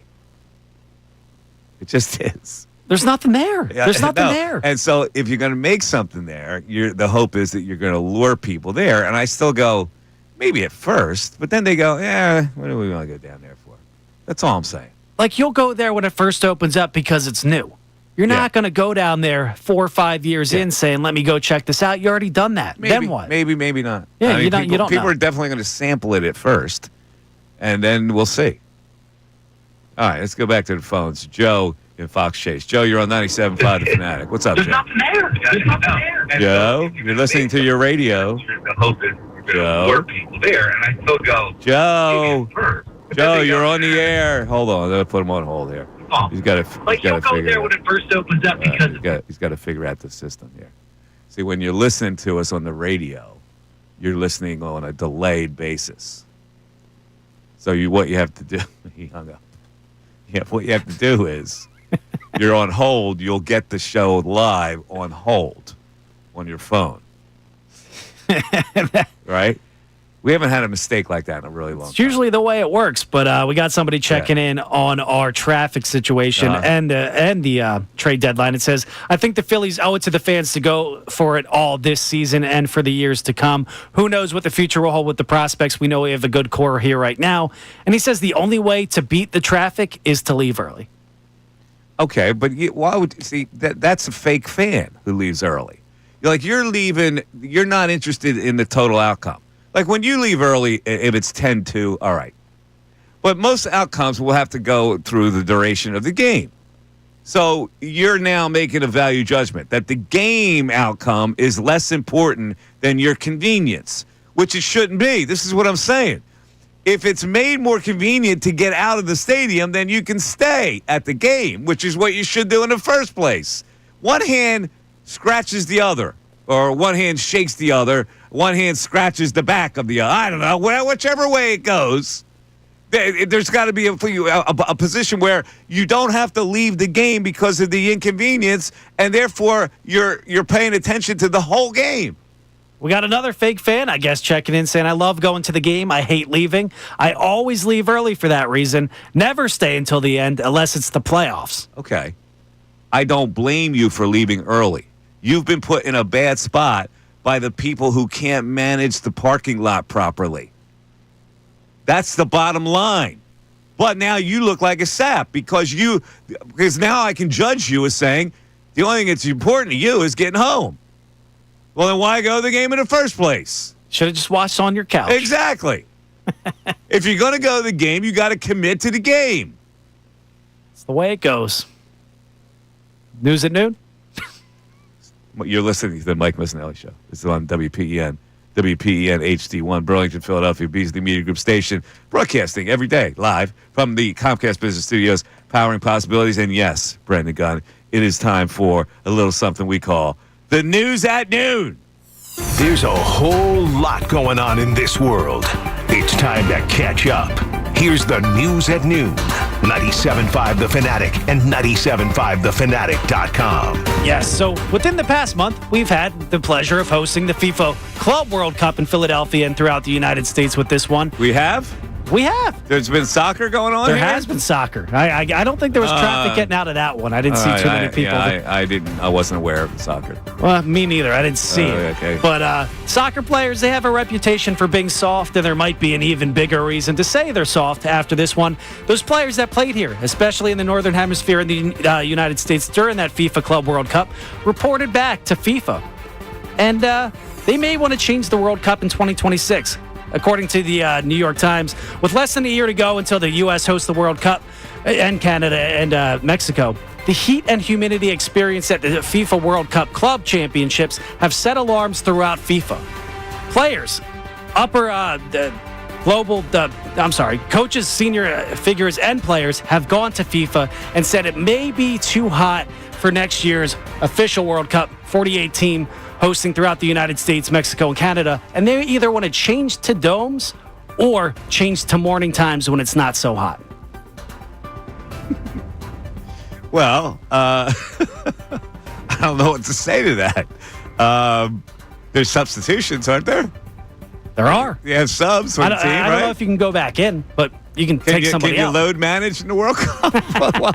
Can you ramp I don't up? know what to say about that. Is it too hot? I mean, other World Cups, has the heat not been a problem? Like, is that not a joke? It's too hot? Like, the Eagles played in Tampa and what felt like 112 degrees on the field in September. Once they did. I mean, this is a series of events. It's going to be in this climate. The soccer players don't run up and down the whole field either. There's a couple of them that do. You get to stay back on defense. They may have a beef. Is it possible to play in domes? Yeah, At this late day, can you arrange for all these games to be played in domes? They want to relocate all the games to sites like Minnesota, New Orleans, instead of Philadelphia, New York, and all that because it's going to be too hot here. I don't think they're going to get away with it. Nah, I doubt it. I think it might be a legitimate complaint. What do I know? I'm not a soccer player. Right? They wear shorts. They wear T-shirts. How could it get that hot? All right, moving on. Over the 4th of July, a lot of people go and see fireworks. A lot of people set off their own fireworks. Now, if you're an NFL player, you should probably stay away. You should have learned your lesson from Jason Pierre-Paul. Najee Harris, on the other hand, he did not learn that lesson, and his agent put out a statement yesterday saying Najee Harris was present on the 4th of July event on the night of a firework mishap that injured several attendees, including Najee Harris, who's sustained superficial eye injuries. He's supposed to be ready for the regular season once that comes around, but if you're an NFL millionaire, you got to stay away from setting off the fireworks, correct? I would think there's certainly enough examples of people getting blown up by fireworks, like Jason Pierre-Paul. I don't know why people would mess around after you lose your hand, for crying out loud. Why would anybody mess around with fireworks if you're a professional athlete or anybody, frankly? Like, why are you getting close to that? Let the professionals handle it. You're blowing your eye out. Professionals even get hurt doing this It's stuff. like the Christmas story. You'll shoot your eye out, kid. You're an NFL running back who just signed with the new team, mind you. He's out there in What LA happened? now. Bottle rocket hit his eye? What happened exactly? Yeah, I mean, you got to be a moron to do that or under the influence of a couple of drinks. Is that what happened? What happened? Exactly. I think the debris hit him in the eye. The debris hit him in the eye when it blew up? Yeah. Wow. Like, you can't be that close. No, you can't. You got to live to fight another day. The firework thing. Like, these people sell fireworks on the corner during 4th of July. All of those kiosks that pop up. How do you know they're good? They're just pop-up shops. Yeah, well, they're not like, you can't. I bought fireworks once in Virginia. The firework place. Let's see if I want to get these fireworks on 4th of July. The ones that are legit, that go up and explode and go up real high. Big ones, yeah. Right, so I wasn't finding any of those. and the regular stuff, the spinners and the whole bit. Sparklers, And I go, all you that. you got any ones that are legitimate that go up into high in the sky and blow up? And he said, "Are you a cop?" And I said, "No, I'm not." So apparently, if you say you're not a cop, you go, "All right, well, come with me."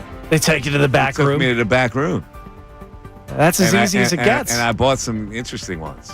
They were good. They were fantastic. They didn't shoot your eye out. No, I did not shoot my eye. You got all But 10 now I fingers? think about it, I was foolish for even lighting the fuse. It was a long fuse, so you light it and you run for the hills. And then Don't want to it mess with that. shoots up. And then we got Summer League action last night. And Yes. what was the most in-demand ticket of all time in the Summer League? Unbelievable. Cooper Flagg versus Bronny James, who's now going by LeBron James Jr. according to the broadcast last night. Is that right? They kept calling him LeBron James Jr. I guess he's over Katie Bronny. George, when she interviewed him, called him Bronny. We'll see what happens All with right. it. He might be over the whole Bronniness. But the cheapest tickets last night in the lower bowl, $650. Courtside tickets to last night's game, $2,500. 3,000 I were going for. It went up 3,000. Oh my! Yeah. Listen, let's cut to the chase here. Bronny James really is not. He does not deserve that kind of acclaim yet as a player. And it was funny that when he matched up with Cooper Flagg in a defensive posture, the whole arena went woo. Bronny James doesn't deserve the woo. Conversely, is Cooper Flagg a little overblown because he is a white player? It could be. I'm just asking the question. Listen, he's a good player. He's a nice prospect. He does everything really well, except for right now, shoot the ball. He's not a killer shooter. And there's a reason for that. And Tim Legler explained it last night on the broadcast. But he is getting that hype last night was to see Cooper Flagg. Does the fact that he's white have something to do with it? I like think this so. white phenom coming out of the blue like we've never seen before. Does he bring that kind of intrigue? I mean, I don't think that's far off. That's not an off-base kind of thing to say. Like, I mean, you kind of see it with Caitlin Clark versus Angel Reese. You do see it with Caitlin Clark. There's no question about it. Yeah. Do we also see it with Cooper Flagg? That all of a sudden, after not having one for a really long time, when's the last white superstar that came into the league that had this kind of hype? Bird? Larry Bird? Yeah, I mean, that Do we have to go way back to 78? Like, you look back to some of the good white players. They didn't come into the league with this kind of pedigree. You had a Steve Nash out of Canada and wherever, Santa Barbara or Santa Clara out in California, but he didn't have this kind of pedigree. No, not nearly the pedigree Like, you of had Cooper Flagg. good players, but this guy's a generational talent. He's a generational prospect, they're saying, and I think that contributes to it, what he looks like. Is he a generational prospect because he is white also? I won't go that far. I think he's as popular because he's white. Okay. I don't know if he's considered. I think he's a great talent. I don't think he's getting any benefit of the doubt as far as basketball I got skills you. go. He's not a great talent until he shoots it better, though. 610-632-0975 is how you get into the show. Mike Missanelli Show continues after this. We want to hear from you. So text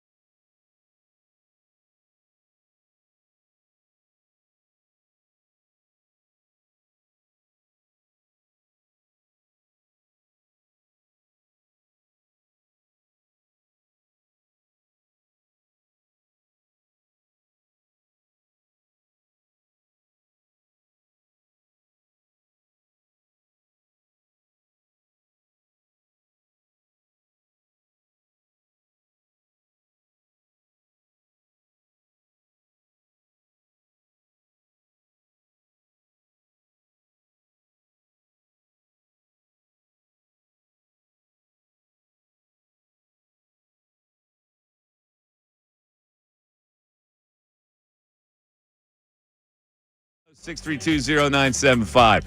All right, let's move it a little bit to the Eagles. We've talked about this trade possibility with the Phillies and whether you're in or out on keeping the prospects.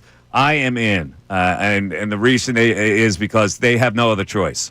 They have to improve themselves in a couple of areas. The only way to do that is to trade prospects. And if we're talking about one particular deal with the Cleveland Guardians, with Clase and Stephen Kwan, there's no question in my mind that you're going to have to include Justin Crawford in that deal with probably Mick Abel.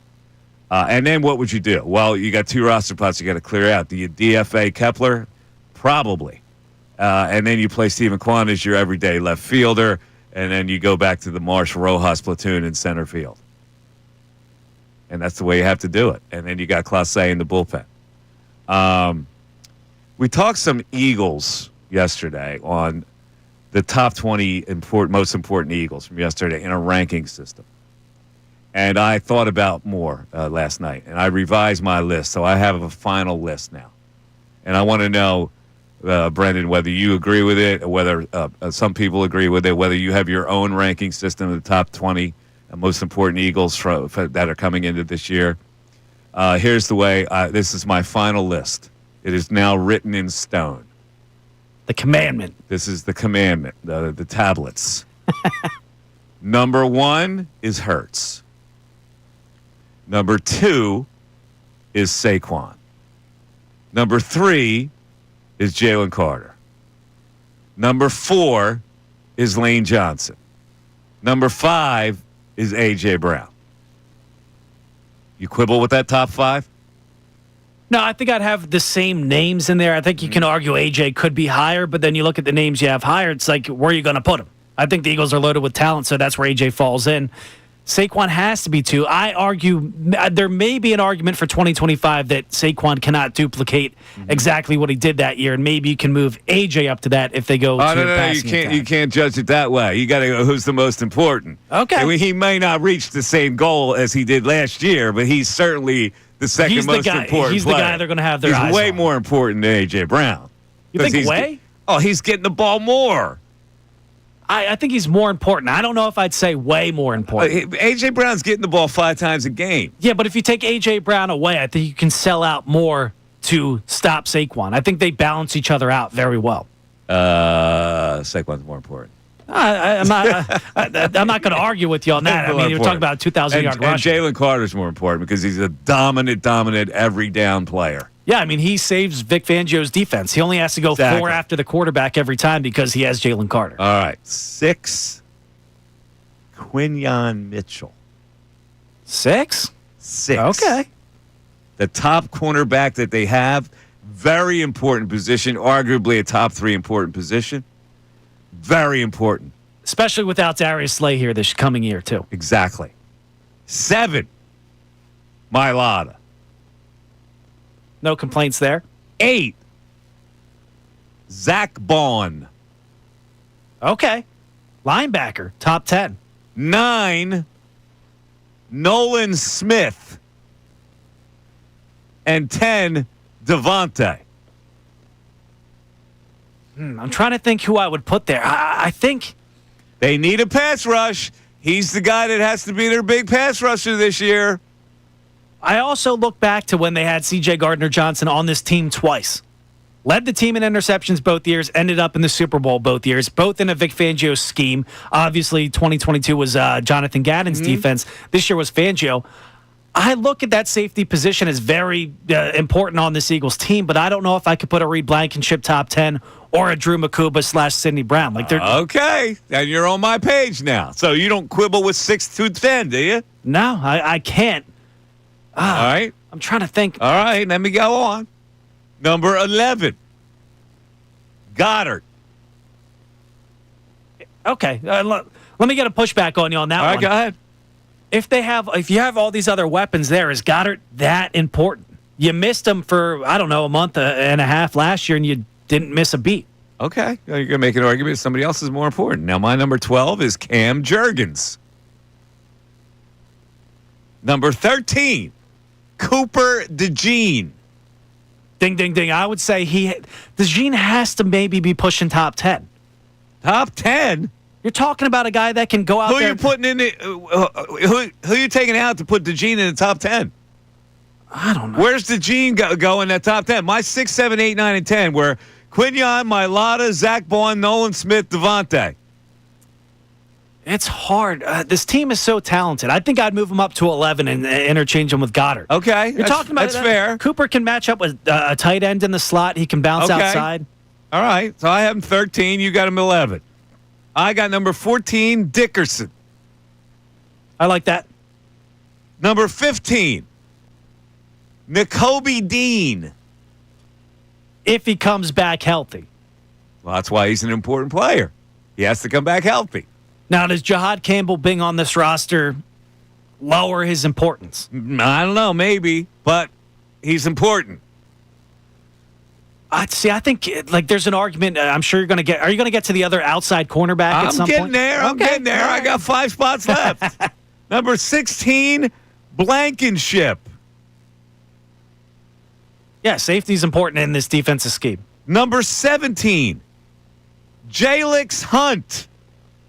Ooh. Now, can you put him in the top 20 if you have Carter and Nolan Smith top 10? Like, that's your pass rush right there. Does that nullify Jalix Hunt a little bit? No, because these are very important people. He's got to also contribute on the other side. Not wrong. Numbers 18, Jordan Davis. He may have to be higher, no? Right now, he hasn't earned the higher slot.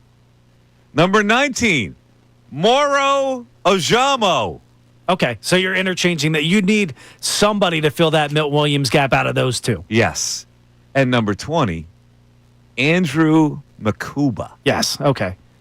So you don't have... Now, I got Keely. I nosed out Keely Ringo. He probably should be in there somewhere. I think that's a very important position because right now, on July 11th, any team you're going against, they're circling that spot right now off the bat before they have any tape on you. Like, who are you going to attack on this Eagles defense? It's Keely Ringo or Adoree Jackson. I probably should find a way to get Keely in there. I couldn't find a way to get him in there because I had Moro Ojamo in there, and I put Makuba in there because I think Fangio really likes that guy. And I think he's going to be important to play that safety position next to Blankenship. Yeah, it's hard to argue because it sounds like Drew Makuba is a Fangio guy. He's the exact same measurables as CJ GJ without the problems off the field. 610-632-0975. Does that jive with your top 20? Does it jive with anything we said today? 610-632-0975. Let's hear you. We got Joe Fox Chase on the line next, and your call's coming up. Fanatic Sports Update. Phillies are back at it again tonight. I'm Brendan Gunn with your Fanatic Sports Update. After a day off yesterday, the Phillies are back out there on the diamond tonight to face the San Diego Padres and begin their final series before the All-Star break. Ranger Suarez is on the mound tonight. It's going to be a late start. 9:40 is first pitch. The Phillies currently wake up today holding a 1.5-game lead over the New York Mets for first place in the NL East. The Sixers Summer League continued last night with a 111-70 blowout loss to the San Antonio Spurs and their Summer League squad. The team was once again without first-round pick VJ Edgecombe, who's battling what they're now calling a left thumb sprain up from a left thumb contusion. The third overall pick's expected to be reevaluated tomorrow. Hopefully we'll see him out there on the hardwood before the summer ends again. And we're another day closer to seeing the Birds take the practice field again. We're now just 11 days away from the Eagles reporting to training camp on July 22nd. This update was brought to you by Mercedes-Benz. The Mercedes-Benz Dream Days are back with offers on vehicles like the 2025 E-Class, CLE Coupe, C-Class, and EQE Sedan. Hurry in now through July 31st and learn more at mbusa.com/dream. I'm Brendan Gunn, and you're listening to the home of the Sixers, Flyers, and Union, 97.5 The Fanatic and 97.5thefanatic.com.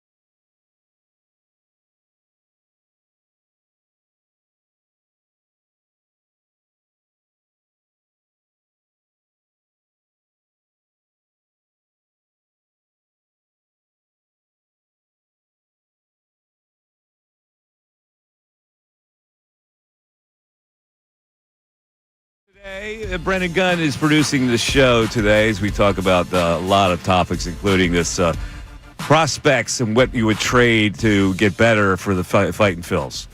I look at it like a simple equation, like an ABC equation. A, I ask myself, are the Phillies good enough in their current form to get to a World Series? My answer to that is no. B, if your answer is no, don't you have to trade prospects to improve the two lacking situations on your team, which is some offense from left field position and a heavy-handed, back-end, high-leverage bullpen guy? My answer to that is yes, that you must trade your prospects. I don't want to trade them. I'm like everybody else. I'd love to keep young players in my system that can fortify the team in the future. However, the Phillies' future has been set up to be now. You've got to take advantage of when you're in a spot and they're in first place in their division. They're going to be the third seed, if not maybe get a bye if they attack a few more wins and they surpass the Cubs, which is very possible. They're right there. But when you look at them being right there, you really, if you're a smart fan, can go, they're not complete enough, probably. So become complete enough. The only way you do that is to trade your prospects. To me, it's a no-brainer. Now, apparently, it's a brainer for other people. Brendan Gunn, right? Yeah, we got some people on the text line saying, I remember what it was like from 2012 to 2022 when it was a dead desert out here in South Philadelphia. No playoff hopes, no prospects to even have a future of hope for at all. I do not want to go back to that. I believe in this core a little bit, but the window is closing. Okay, so what's that mean? If the window is closing, don't you have to take advantage of it now?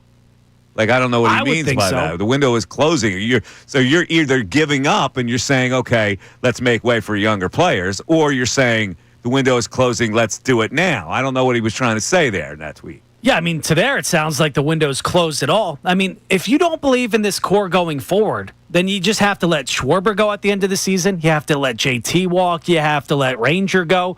And I think there's a conflict of interest because I think a lot of people want Schwarber back, but they also don't want to go all in. They're still going to be good next year.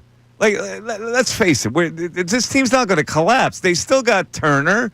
They're going to have to keep JT. They're going to have to keep Schwarber. This is going to keep going for a little bit. They have no other choice but to keep it going. They're not going to die after this year. They're still going to have a decent team. Yeah, they still got a starting third baseman. They still got a starting first baseman who's a star in the league. They got a starting second baseman. They got a starting shortstop. They're going to have to re-sign JT. They're going to have to improve their outfield. Like, if you don't want to go out there and trade the prospects to get two all-star caliber players, then what do you want to do? Like, we're talking about Emmanuel Clase and Stephen Kwan. We're not talking about Joe Schmoes. Like, these are guys that can come in here and help for this year. And not only this year, next year and the season after that as well. Like, if you're not willing to make that move, you might as well blow the whole thing up. There's no reason to blow it up. They're still going to have a really good starting pitching staff. So, at the very least, if you trade the prospects, you're still going to be good. You're not going to fall apart. If you trade these prospects, your team next year is still going to be good. It's a shame. We got some people checking in, though, with some common sense. Spencer Howard, Kyle Drabeck, Griff McGarry, Sixto Sanchez, Adonis Medina, Francisco Morales, Jared Cozart, Jesse Biddle. The list goes on. None of them worked. Those are all prospects that never worked out, that were considered untouchable. And guess what? We didn't even mention Don Brown. They held on to him, and he became a nobody. Trade prospects for guaranteed talent in baseball, especially if you're a big market team. Jesse Biddle. Remember him? Yeah. Where did Jesse Biddle go to high school? Was he a local kid? Yes. Where'd he go? He went to Friends Central. Right down the road. I think he did. You got to check on that. Did he go to Friends Central, Jesse Biddle? Let's go to the phones. Joe and Fox Chase checking in. Joe, you're on 97.5 The Fanatic. Hello, Joe. Joe, where's Joe? I can't get him up. I'm clicking on him. I can't get him up. Can you get him up?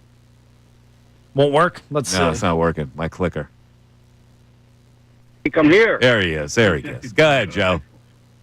Was he a local kid? Joe, we got you. Where'd he go? Like a friend? Joe. Again, you're listening to your radio, Joe. Damn it. Joe. Joe phone. Joe. Fox Chase checking. Joe! You're on 97.5. Joe!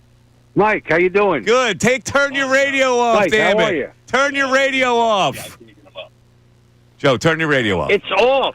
Well, I'm hearing it in the background. It's not off. He hung up again.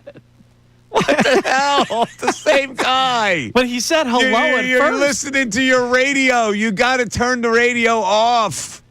He went to Germantown Friends School, by the way. All right, Germantown Friends, not Friends Central. Germantown Friends. Joe's about to find that out in a couple of seconds. Joe, if you're listening to the show, when we put you on hold, you hear the show. That's why you turn your radio off. Your radio has a delay where you're catching me like 10 seconds down the road. So call again. The number is 610-632-0975. And you get on hold, and the show will come into your headset. Here he comes again. There he comes. Let's see if we can get it. I don't know if It happened twice today to him. I don't know if he's listening. He's got to be listening. Who's answering calls today? Sean Rodman. Sean Rodman, explain to him what the situation is. It better be a damn good call. Yeah. All right, he's trying to explain it to him now. Meanwhile, let's go back to the text board. All right, we got somebody checking in saying with the rotation this strong, they owe it to the fans, they owe it to this team to go out there and make whatever move is necessary. It's a no-brainer. The time to win is now. Yeah, I mean, listen, I don't take any delight in saying this. I would love to hold on to prospects. I'm a prospect man. I would love to see Justin Crawford be a starter in this lineup for a long period of time. But I've backed myself into a corner where I've got to admit to myself, we're good. We're not quite good enough. We need to make ourselves quite good enough. To do that, you got to trade prospects. I'm sorry to have to do it. It's my fault that we're in this situation. If I'm Dombrowski, I got to say that to myself. But I need to rectify it. All right. Let's go to Joe in Fox Chase. Joe, are you with us? I'm with you. Yay! Joe! Yay! I don't know what happened, Mike. We did it, Joe. We did it. All right. What's going on today? Do it. What's going on today? Mike, I don't know. You're absolutely killing me. The other day you want to get rid of Suarez. Now you want to trade our prospects. Mike, let me ask you a question. Uh-huh. We're the third or fourth best team in the league, are we not? Third or fourth best team? Yeah. In the National League, yes. Yeah. Correct. Yeah. And all the problems that we've had, we're still the third best team. We're a game and a half up. We don't have to do anything, Mike. We can win with what we have. I do not want to give up Crawford, Abel, Painter. We don't. Not now. We are good enough to win the World Series. That's where I disagree with you. That's where I disagree. You're not good enough to win the World Series. You're not. Well, I can't. Mike, look where we are, Mike. We've had. You said wait. Hold it. You said you're third and fourth in the National League. Is that good enough to win the World Series? Sure, it is, Mike. Well, how? Once If you you're third and fourth in the National League, how's it good enough to win a World Series? If you were first in the National League, you're good enough to win the World Series. If you're third or fourth, you're not. Yes, you are. How many times, Mike, does the number one team end up getting knocked off in the playoffs? They don't always win it. But here's the thing, Joe. You got to maximize your chances at the blackjack table. You play blackjack? Yeah. All right. You play blackjack. You play blackjack to the strategies, right? Where you reduce the odds of the casino, try to get it in your favor as much as you can, correct? Well, it's the same in baseball. You got to maximize your chance to get to the World Series. You can't hope that you're good enough to get the World Series because I can point out two glaring weaknesses in your team. I know what they are, Mike, but we can still. Mike, we went without Nola, still no Nola. We had no Harper for a while. All the issues we had, and here we are. We lost Alvarado, but yet here we are, game and a half up, and we're the third or fourth best team. Yes, we can win this thing, Mike. Come October, we get hot, everybody's playing, and you have this pitching that we have, starting pitching, we can end up going into the 6th, 7th, and 8th with a 4-5 run lead. We can win this thing. Where do you Mike. get a 4-5 run lead? When have the Phillies had a 4-5 run lead? They don't get 4-5 run leads. They got to get outs to get to the 9th inning. When your starting pitcher goes 6 innings, you need to get outs to get to the back end. They don't have that. They don't have that right now. They don't have it. The only one I don't like, Mike, is Romano. All right, but so you're saying that two pitchers are enough? Two pitchers that can't pitch back-to-back days. You're telling me Kerkering and Strom is enough? No, maybe we have to put one of the guys, Walker, Sanchez, one of these guys in the bullpen. Walker or Sanchez? You're not putting Walker in the bullpen. Walker's not going to help you in the bullpen. What are you talking about? Joe, you're killing me. Okay, Mike. Okay, you can think that we're not good enough. They're not good enough, Joe. Walker or Suarez. You're not going to put Ranger Suarez in the bullpen now. You might be able to get away with one of the other lefties in the bullpen. Is Luzardo the guy you're going to use in the pen? If you don't get anybody else, maybe you have to. 610-632-0975. That's across the fingers to call. You're hoping you're good enough. You don't know that you're good enough. Mike Missanelli Show continues. Do you feel unfulfilled? Do your afternoons feel like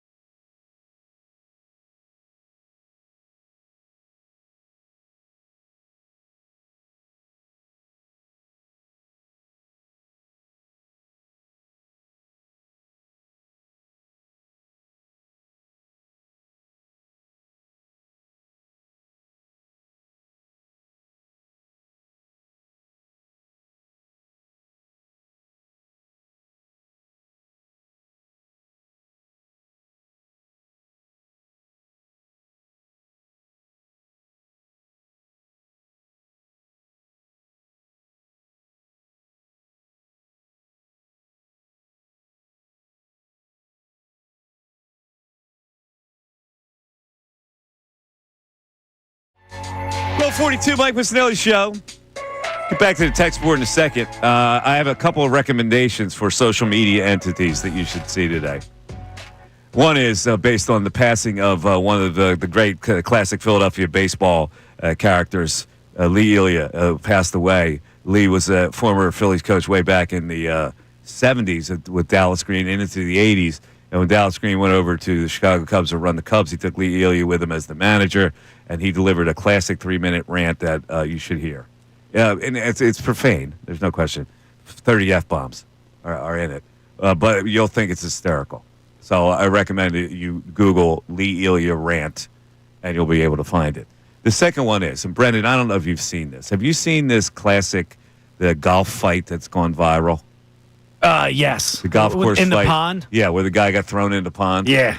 So here's the situation. These guys were obviously drinking on the course because the way he looked like he was smashed. And so the other foursome comes up on him and is starting to complain at how slow they're playing. Now, this usually will happen at a municipal golf course. Guys are really slow. If you play a municipal golf course, you'll be on there for 6 hours because guys can't play, first of all, and they're hitting it all over the place, and they're looking for their balls, and it slows down. And instead of here's the thing. This is what I recommend. If you can't play, buy the cheapest balls possible, and when you lose them, look for them for a little bit, but then drop one. You got to have some common sense with that. Yeah, you can't be looking for a ball for 20 minutes because you want to preserve a golf ball. No. If you can't afford a golf ball, buy the cheaper ones, and you can afford to lose And them. chances are, if you're that down bad for a golf ball looking for one that is specifically yours, you're going to find another one that's somebody else's. Just pick that up and drop it somewhere. Right. Like, you don't have to take 5 minutes looking for There's a ball. nothing worse, for me anyway, because I like to play fast, than guys that slow you up. So anyway, they come across these guys, and they're complaining about them. And then the guy who's drunk gets crazy and now wants to fight everybody. Push at everybody, yeah. In fact, he yells, "Let's go!" He's half the guy's size. So he didn't look like he was that small. But anyway, he charges at the guy. The guy grabs him and kind of carries him over and hoists him, and the guy falls into the front part of the lake. Then he gets up, and he comes at the guy again, and the guy is doing play-by-play as he's hitting him. Bang! Bang! Bang! And now everybody's standing around watching it, and there's nobody that's escorting the guy off, or his friends are not grabbing him or whatever. Yeah, and you're not over-exaggerating. The guy literally goes bang, bang, bang, bang, bang. And he knocked him down twice, I think. The guy keeps getting up and coming back for more. But idiotic. It's like, again, if you go on a golf course, I don't know why you choose to drink. Like, don't you want to play? It's not cheap to get out there. Okay, you want to have a beer, that's fine. If you want to get smashed on a golf course, what's the point of being on a golf course? Get smashed somewhere else. Because it's not fun. If you're smashed, you can't play, and you're holding people up, and you get into beefs. It's a waste of money. But anyway, I saw this other thing where this guy is actually defending slow play and criticizing fast play. Oh, no. So this guy tweets out the following. All right, I'll die on this sword. Entitled fast players are ruining the game. What is that guy smoking? I understand no one wants to be on the course for 5 hours, but I think we need to have a conversation about aggressive pace of play warriors. The social contract we all sign is that golf should take between 4 and 4.5 hours. We are also ready to jump on golfers that take longer than that. But why do we give a free pass to players that want to play faster and don't admonish their poor behavior when they yell at groups ahead of them? If you want to play in 3 hours, good for you, but I'm on the pace. It's not my job to adjust to your wishes. Here's the other part of the social contract. If the people behind you are playing on your ass the whole time, you have to let them play through because they're clearly better than you. Just let them go. However, they don't do that because there's usually somebody in front of them, and those people are going to get held up anyway, and then it's going to hold you up. If the course is crowded, it's tough to allow somebody to play ahead of you. Correct, yes. But if it's just the one group slowing you down, let them play through. 5 hours on a muni is light. It's more than 5. If you're playing on a crowded municipal course, it's going to take you way more than 5 hours.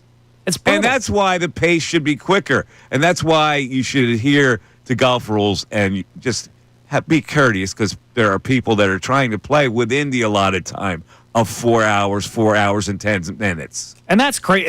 Was that in a response to that fight? Like, was that Twitter post? I think it was.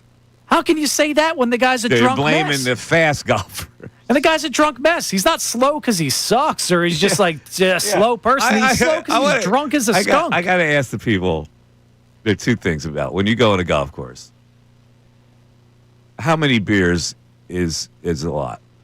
Like I don't drink on a golf course. I don't. I personally don't like to either. If I'm at like a bachelor party playing, I'm still not drinking that much. I'll have one on the front, one on the back, and call it a day. If I'm really hurting, like my back's hurting or something, maybe I grab a cocktail after 9 to loosen it a little bit. Yeah. No, that's all I'll do.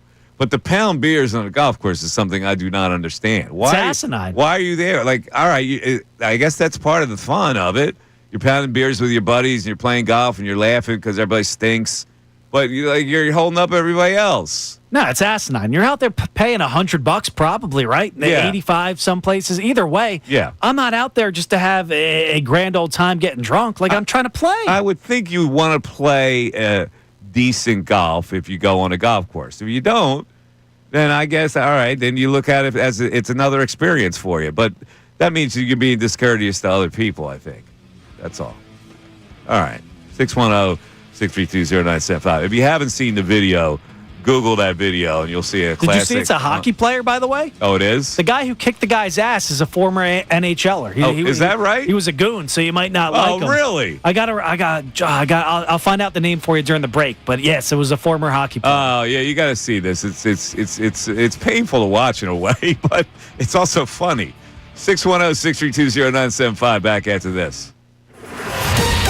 Fanatic Sports Update. The last series before the All-Star break. I'm Brendan Gunn with your Fanatic Sports Update. After a day off yesterday, the Phils are back out there on the diamond tonight facing the San Diego Padres, and what they begin their final series before the All-Star break tonight. Ranger Suarez is going to be on the mound. First pitch is a late one. It is at 9:40. The Phils wake up today currently holding a 1.5 lead over the New York Mets for first place in the NL East. The Sixers continued their summer league action last night with a blowout loss. They lost 111-70 to the San Antonio Spurs in their summer league squad. The team was once again without VJ Edgecombe, their first-round pick, who's battling what they're now calling a left thumb sprain up from a left thumb contusion. The third overall pick is expected to be reevaluated tomorrow. Hopefully they get some good news on that front. We'll see him again sometime soon on the hardwood. And we're another day closer to seeing the Eagles take the practice field again. We're now just 11 days away from the Birds reporting to training camp on July 22nd. This update was brought to you by Indeed.com. You just realized your business needed to hire somebody yesterday. How can you find amazing candidates fast? Easy. Just use Indeed. Start at Indeed.com/credit. I'm Brendan Gunn, and you're listening to the home of the Sixers, Flyers, and Union, 97.5 The Fanatic and 97.5thefanatic.com.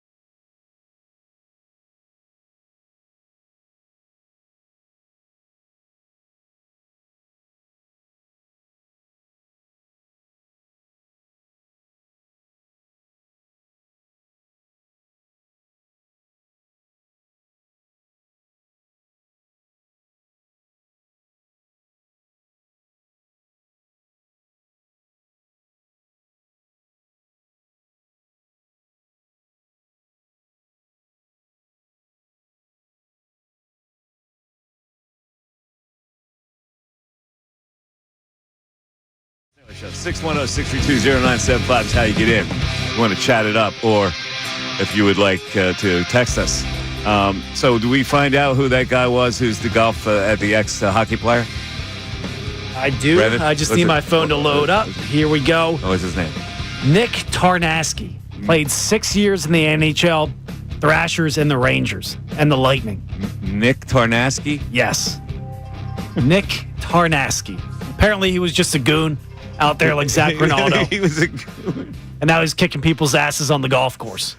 He looked like he didn't, like he was trying to not, get involved with it. The drunk guy kept pushing it. Dude, right? he grabbed him by the collar and tossed him in the pond. Yeah. If I got tossed in a pond, you think you'd just call it a day? Like, I'm embarrassed enough. I wouldn't go back for more and then get bang, bang, bang to the face. I think I would have tried to salvage my pride and going back at him. You think so? Yeah. After getting tossed? Yeah, I would have tried to do, at least to get a He shot. tossed him like he was a feather. I know he tossed him, and then he came back. I would at least try to get a shot in. Just to salvage my pride, my self-respect.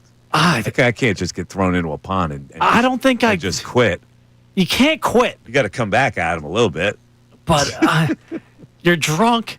You got your ass kicked and you're he doesn't soaking know wet. He's drunk. Well, he's got beer muscle, so that he really doesn't know that he's incapable of mounting a charge. It's insane. I mean, people are checking in on that golf thing, and there's a lot of drinkers on here. Somebody checked in. Let's go to a couple of those. Go ahead. Somebody said, I got to have 4 to 6 beers on the course. That's the sweet spot.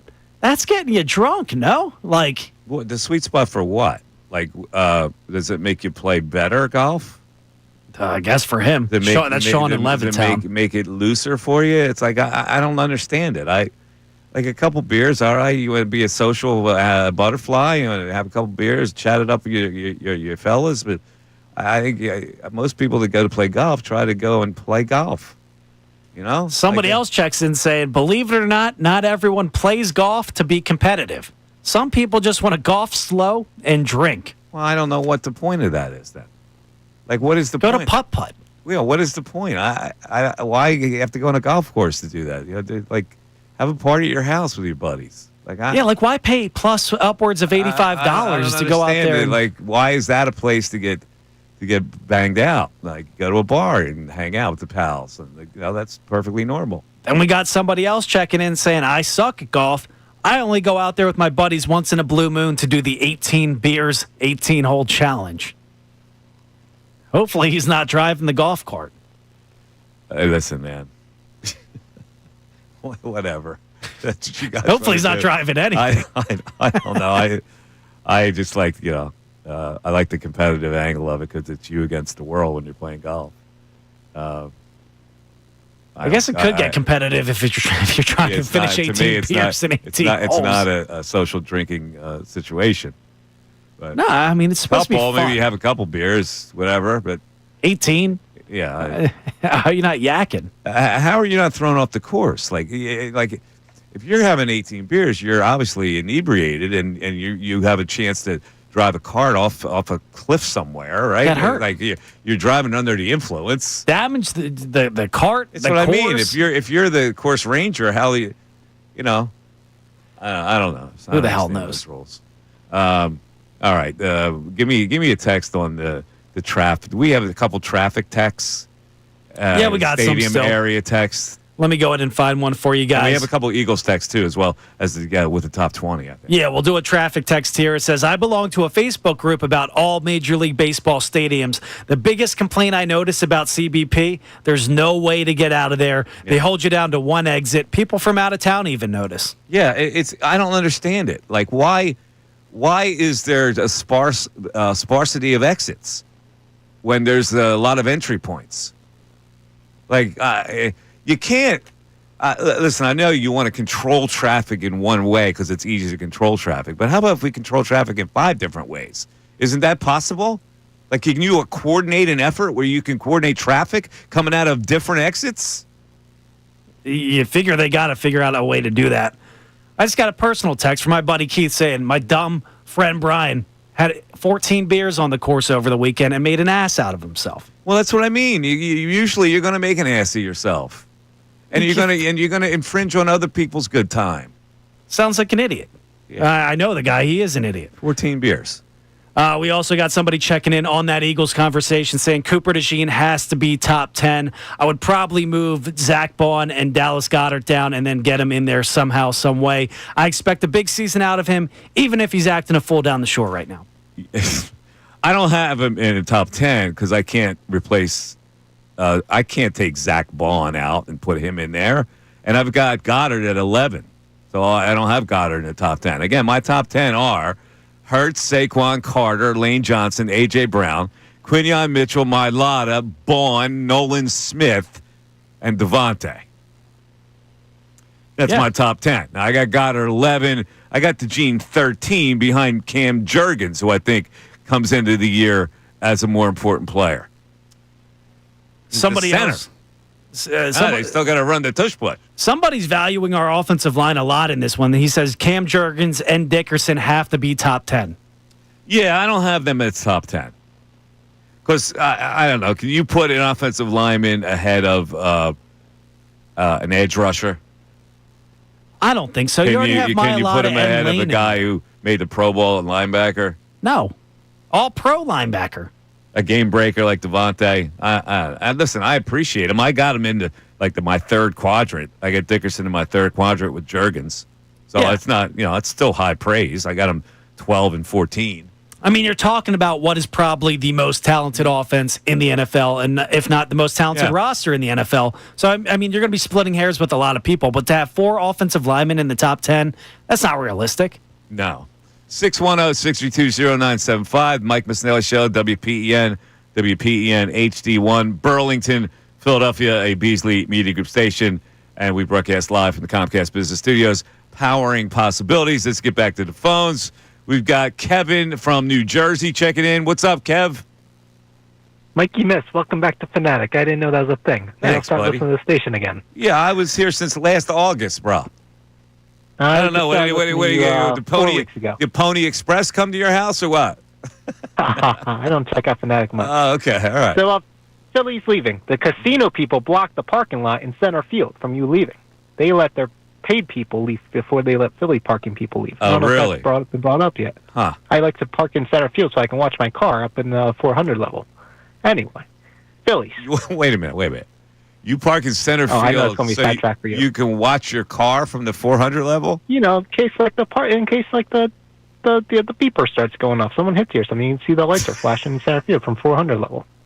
That's your priority at a ball game, whether your car is going to get hit and flash? Yeah, it's just like a secondary feature. All right, I got you. Anyway, Phillies need to go trade for Byron Buxton. He's competing for the home run derby. He's never done that before in his career. He's not a home run hitter. He's trying to get out of Minnesota. Yeah. He's a leadoff hitter. Yeah. Go get him. I agree. Mason Miller. He's very affordable this year. They were in on him last year, but he was too high of a price. Trade every prospect except for Painter and Crawford. Get rid of everybody else. Well, that's not going to get you those two.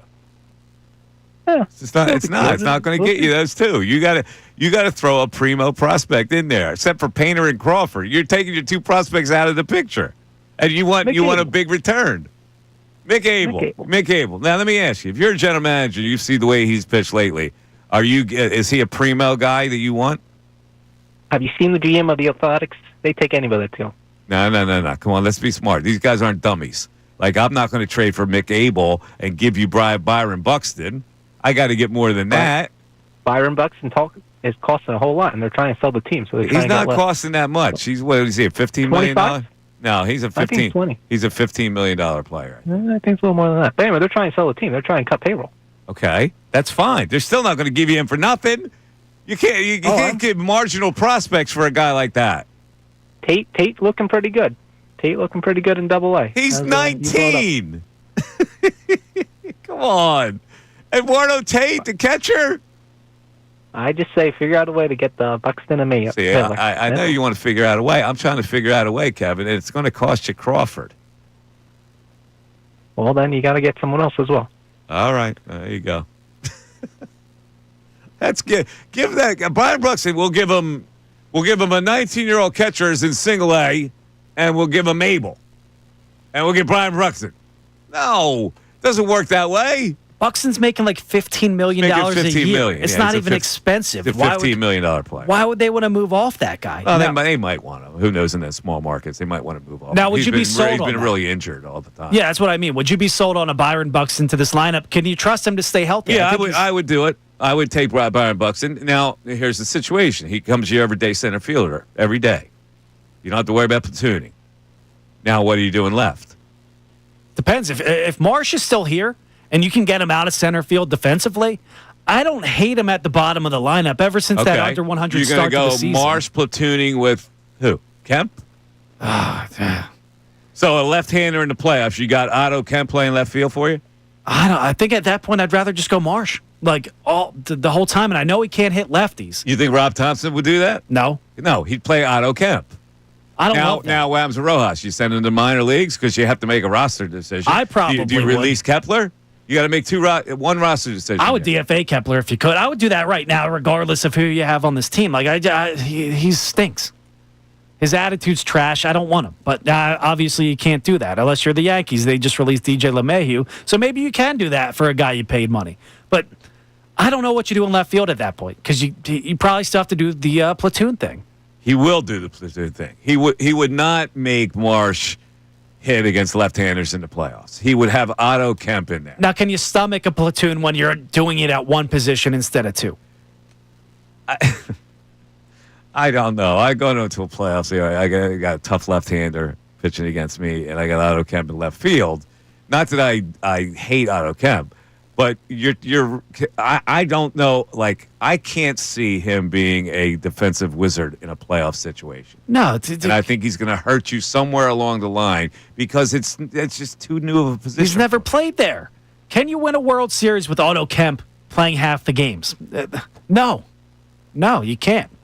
Yeah, but Buxton, yeah, I would take him. And would I trade a prospect for him? I got to get the relief pitcher.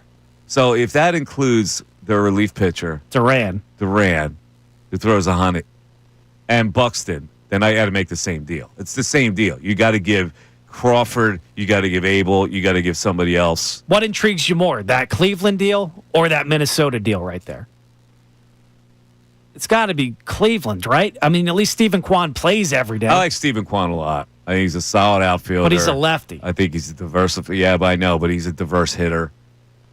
I don't know. Let me think about that. I got a break. 610-632-0975. Mike Missanelli Show continues. The summer's here, and you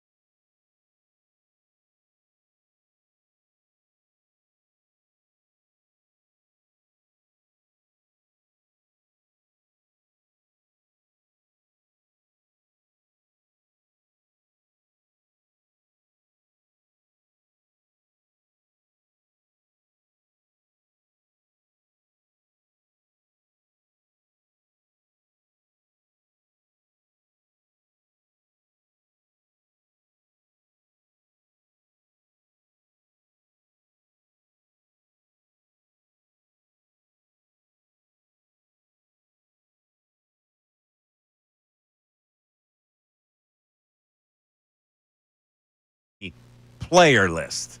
Like, who is he kicking out to put Jake Elliott in there? I don't know. Now, Jake Elliott is probably a pretty important scoring player for the Eagles, so his logic is not faulty.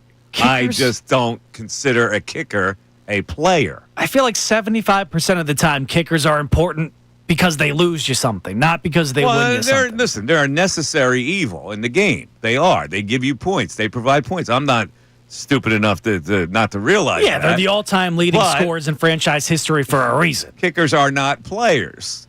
I have great regard for players who sweat and toil and crash into each other and do these summer workouts at training camp and such. I don't look at a kicker on the same level. A kicker is just a guy that you send out there, get a couple points, and you put him back on the sideline. And I don't care how great of an athlete he is. That's all I hear about. Oh, Jake Elliott's a great athlete. Oh, that's good. He was a tennis star at Memphis. Well, that's fantastic. He's not a football player. He's a kicker. No kicker is a football player. Do they have souls? A punter is a semi-football player because a punter will sometimes have to make a tackle. What? Yeah. You're putting a punter on the higher athlete chart I than am. the field a punter goal kicker? is yes, I am, because a punter. Dude, the punters are nerds. Yeah, but they have to chase down somebody occasionally, and they have to face a rush that's coming right at them with very few blocking. A kicker is not going to get pounded. I guess, but they look like Squidwards. Like, they look like nerds. Most of the punters are pretty good. Like, at least some kickers have, like, athletic builds to them. I think most kickers are better athletes than punters are better athletes than punters. Because they have to catch the ball? No. In general, they're better athletes. They're wiry. They run better. They have better.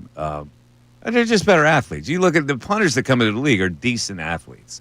They're not football players. I won't go that far. No. To say they're football players, but I think they're better athletes than kickers. I don't know about that. They're like scrawny. They have the single bar face mask They're not most of the as time. scrawny as kickers.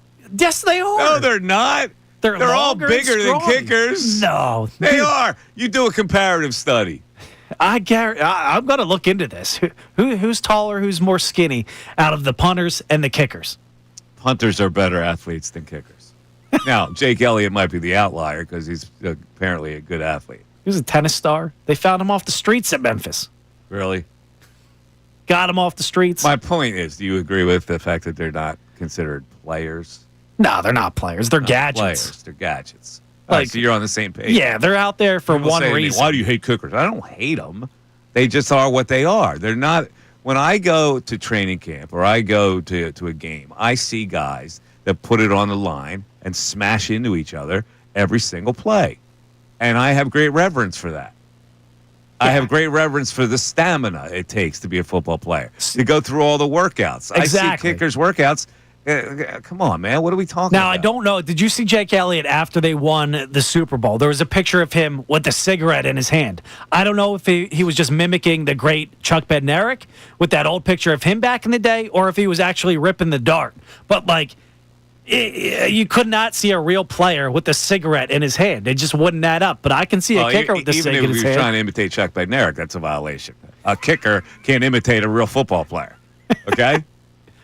Did Bednarik kick back in the day? No. I know he was used all over. I don't think he kicked. He probably kicked in high school, right? All the good kids kicked. I don't know. We get into this all the time. The classic fight I got into with David Akers on the air, where I thought it was really overdone. What the people say, oh, Mike, didn't you have a beef with David Akers? Yeah, I had a beef with him. And he actually called the show. What'd he say? Oh, you don't know this story? No, I know. Right, so you probably don't even remember, but he had a pulled hamstring in a game. And he went through with this kick, and he made like a 20-yard kick or something with a pulled hamstring. Get him a Purple Heart. At the end, that's exactly. At the end, you might have thought like he survived the barbed wire in Afghanistan trying to find bin Laden, right? And so the picture in the back cover of the Daily News was him resting his weary head into the bosom of Donovan McNabb. Like, oh my God, look what I did. I had a pulled hamstring and I kicked a 20-yard field goal. That's an athlete. Get me to the hospital. So I was mocking him for it a little bit. I'd say, I'm not really mocking him. I think it was a little overdone that he had to rest his weary head in Donovan McNabb's bosom. Number 5 will always love him. So Jeremiah Trotter called and said, yo, man, what you getting on my boy Akers for? And then Akers called in. Called into the show. And Akers was challenging me. I'm a better athlete. I'll beat you in any sport. Blah, blah, blah. I go, dude. I go, dude, relax. Did he have that voice that he did when he made the pick for Dallas Goedert at the draft? No, I didn't. The Philadelphia Eagles I don't remember what it was. are Super Bowl champions.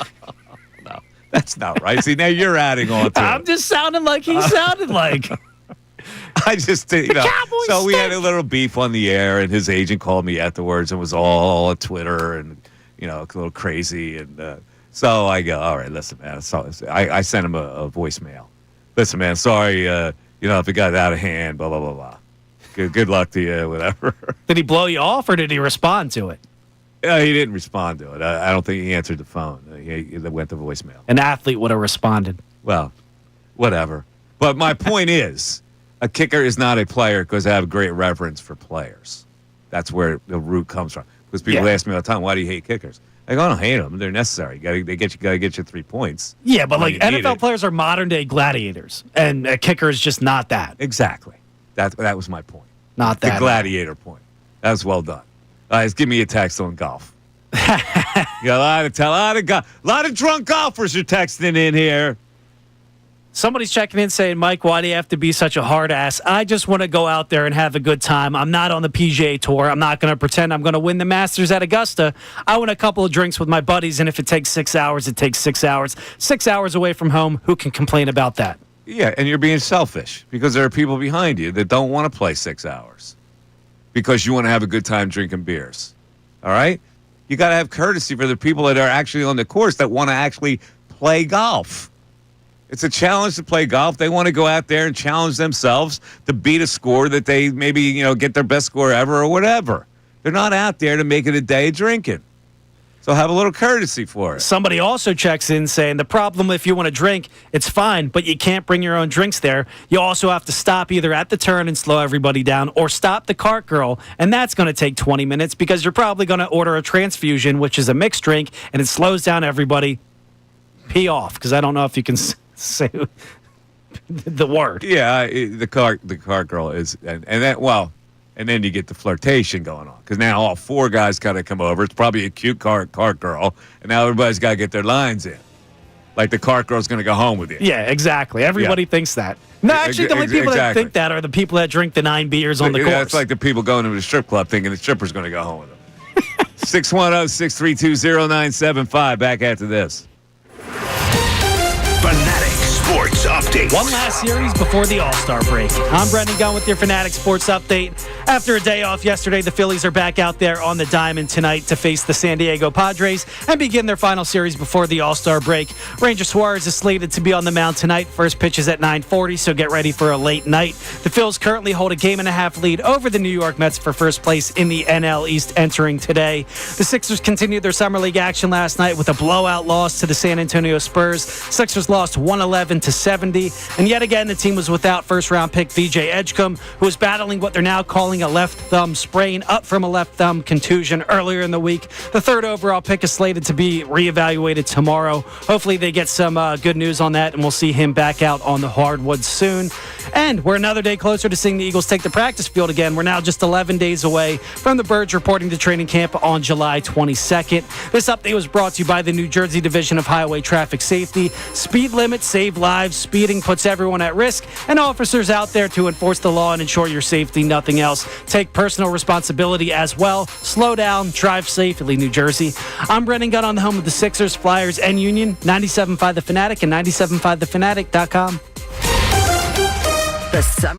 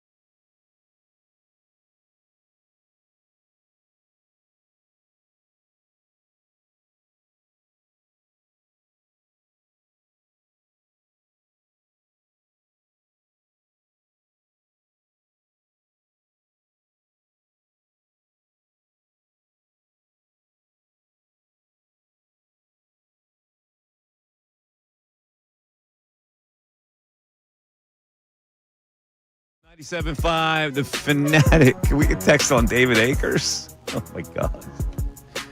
Where did they come in from? Dude, text on David Akers. The Akers squad is out in full force to defend their guy. Oh, they're defending him? Jasper's checking in saying, as I recall, he's a David karate man. I know. He's a karate guy. David Akers was not your average athlete. He used to make hard-hitting tackles as well, and he was heavy into martial arts. Yeah, I know. He was heavy into martial arts. I got it. Somebody else checked in and said, apparently they didn't listen to the story, but they said, you would not say that to David Akers' face. He would kick your ass in karate. I know. He would kick my ass. I get it. He's Mr. Karate. I got it. My point is this. Kickers are not players. That's been my point. Okay? And he took exception to it, and I thought it was a little overdone when he over-dramatized that kick he made with a pulled hamstring. And I said it on the air, and he didn't like it, and he was welcome to call in. Now, should I allow him to karate me to death? I guess I should. For the people out there, I disrespected Akers. He's a karate man. I should never have challenged him. That's their guy. He's the all-time leading scorer in Eagles history, I guess. Come on, man. You also got somebody checking in on the cart girl situation, saying, let me get it up. Not like that. Somebody said, I always try my chances with the cart girl, and I've had some luck with the strippers as well. I think this guy's living in a dream. Yeah, it's fiction. There's not any like, put yourself in the mind of a cart girl. Now, she knows she's going to get hit on 100,000 times during the course of a summer, right? Is she going to, like, be really attracted to some drunken lout who's trying to, like, sweet talk her in a 5-minute span where she's giving them one of those Surfside cans? But she was nice to me. As if that's not the whole part of the job to get a tip from your dummy. Exactly. Okay, knock yourself out. Okay. Like, what are we talking about? All right. We also got somebody checking in on the golf situation saying, why cannot all the drunk guys just go to the new place called Top Golf? Well, or go to the drunk muni. We welcome all the people that want to drink beer on the golf course right now. You guys come in. If you're not drunk, you're not playing. Like, the guy brings a fair point. Like, Top Golf is fun. You don't have to be drunk to go there and have fun. But if you want to get drunk, they serve drinks there. They serve great do. food. You can have a blast of a time at Top Golf. Stay off with the your course. buddies by hitting Target Golf. And guess what? You can stay there for 6 hours if you want. Listen, I don't care. If you prefer to drink on the course, that's you. But if you're holding up other people, then that's a problem. And that's where the root of this whole thing was. They were holding up other people because they were drinking, and they were having like a social gathering on the tee before they teed off, and they were having another drink, and then so you come up on somebody. Well, why haven't you guys teed off? What do you care? What do you care? I'll knock you out right here. You know, and then you get a beef. We got somebody checking in said, I never golfed, and I'm not much of a drinker, but this conversation makes me want to go to the driving range, toss in 6 beers, and see how playing drunk is. I can tell you the fact that if you have a couple beers, you can play looser. If you have 3 or 4 beers, you can't play at all. All right? I don't care what people say. Oh, I play better when I'm drinking. No, you don't. Maybe 1 beer where you get a little looser with your swing, and that helps you out. Maybe even 2. But 3, 4, 5, you're going to be a mess, and you're not going to be able to play, especially if the hot sun's out. Don't give me your, I've drank before with hot sun. It ain't good. You'll be asleep. We also got somebody checking in, Joe in Marlton, as a matter of fact, on our main conversation about the trade. It says you got to make that trade happen if it's legit. You will get a legit closer and a hitter that instantly lengthens your lineup. Quan could be leadoff, push Harper and Schwarber back to 4. That sounds like a competitive lineup if I've seen one. Well, there you go. See, here's the premise of today's show, and we started it early on at 10 o'clock today. And the Phillies played Padres tonight. It's a 3-game series. Rangers, Suarez, Ryan, Bergert. Phillies are heavy favorites tonight, so I have no doubt that they'll win tonight. And it's Wheeler, Darvish. They should be a favorite in that game as well. And Sanchez, Pivetta probably be the only game that they might not be a favorite. It might be even money or whatever. Now, the Phillies could win 2 or 3 from the Padres in this series on the road easy. But the bottom line is, and the question we have to ask is, are the Phillies in their form right now good enough that you can see them in the World Series? And my opinion is no, they're not. And so therefore, they have to trade prospects. Now, if Painter is a untouchable, that's fine. That's one untouchable. Nobody else could be untouchable in this situation, especially if you're talking about two deals, one with the Twins, one with the Guardians, where you get two players. You get a high-end relief pitcher, and you get an outfielder who could start for you. With the Guardians, it's Clase and Stephen Kwan. With the Twins, it's Duran and Buxton. Yeah. Like either deal works for me, but you're going to have to give up Justin Crawford in that deal. And that makes sense. You get Byron Buxton, and guess what? He's playing in the outfield. You get Stephen Kwan in the other deal. Guess what? He's playing in the outfield. And both of those guys are controllable. No, they're not going to be here for the 7 years you hope Justin Crawford is here. You probably missed the bulk of his prime. But here and now, you're getting the better outfielder. Either one of those deals, you're getting the better outfielder for this team that has to go all out for it right now. That's where I'm at with it. You could say that we had a caller earlier today say, no, I think they're good enough. They don't have to trade their prospects. It's important to keep your prospects. They're good enough to get the World Series. All right, if that's the way you feel, that's the way you feel. I don't happen to feel that way. I think the Phillies have a couple really deep flaws, and I think they know they have a couple deep flaws. Hence, I think they're working the phones a lot behind the scenes. I don't think Dave Dombrowski's a dummy. He realized that what he did at the start of this year to try to fill in those gaps has not worked and will not work for the long haul. He's not oblivious to the fact that this team right now would not be favored to win a World Series. No, you can't have your cake and eat it too.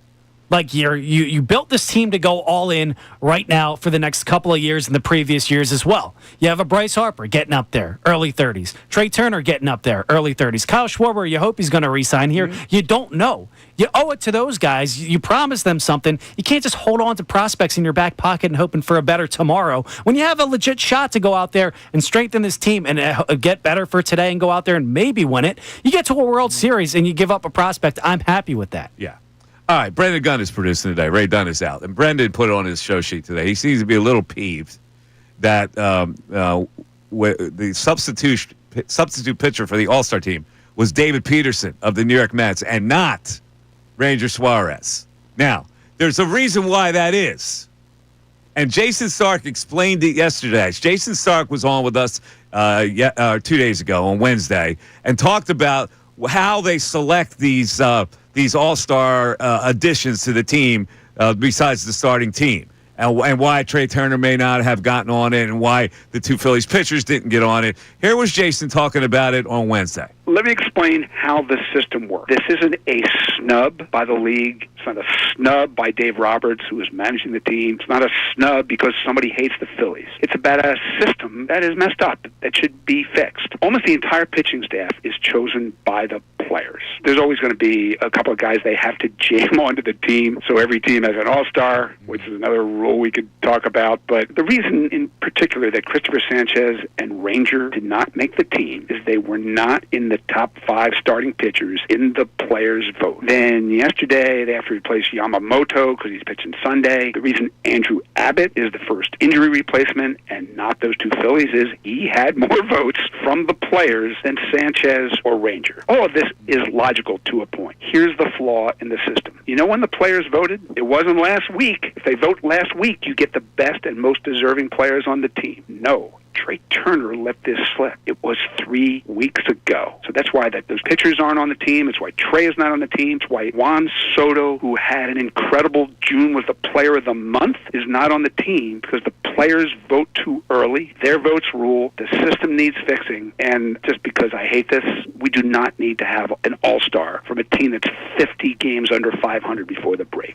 All right, so there he goes. He just explained now the pecking order. Obviously, Peterson was next on the player vote, and that's why he got in instead of Sanchez or Suarez. And I guess that makes sense if you vote 3 weeks ago. Ranger probably made, 7 starts at that point? He was totally out at that point. So he's completely eliminated. Right. Christopher Sanchez could have gotten some acclaim. However, Abbott got the acclaim first. Peterson got it second. That's why it doesn't. The voting is determined by the players, and it was done 3 weeks ago. That's terrible. We're in the year 2025. You give these guys a damn tablet the night before the voting's supposed to be done, and they can knock it out in 10 minutes.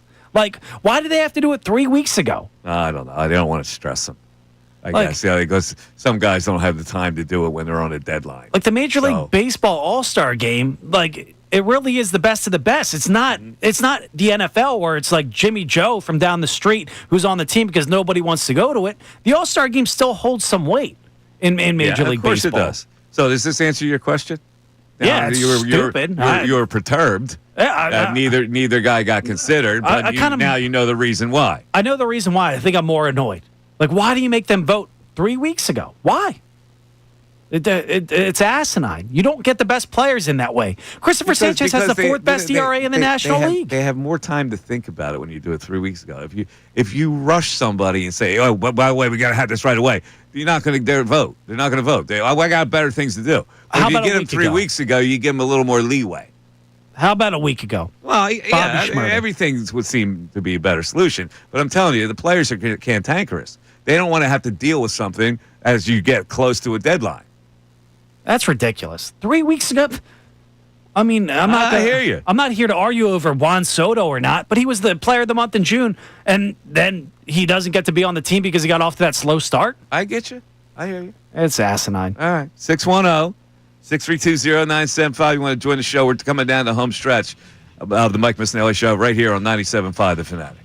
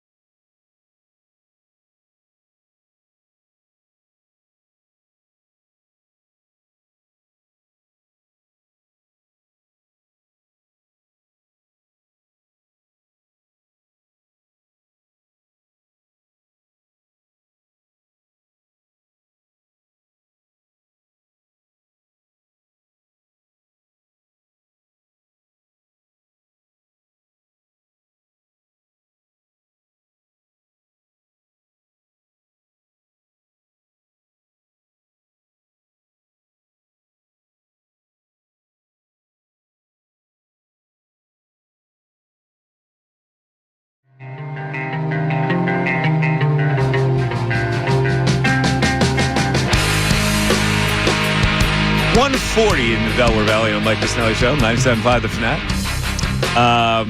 We got a Fanatic Deal of the Week. This is the last day for it, I believe. Fanatic Deal of the Week is you buy one ticket, you get one free for Sahara Sam's Water Park in West Berlin, New Jersey. You don't have to roll all the way down the shore.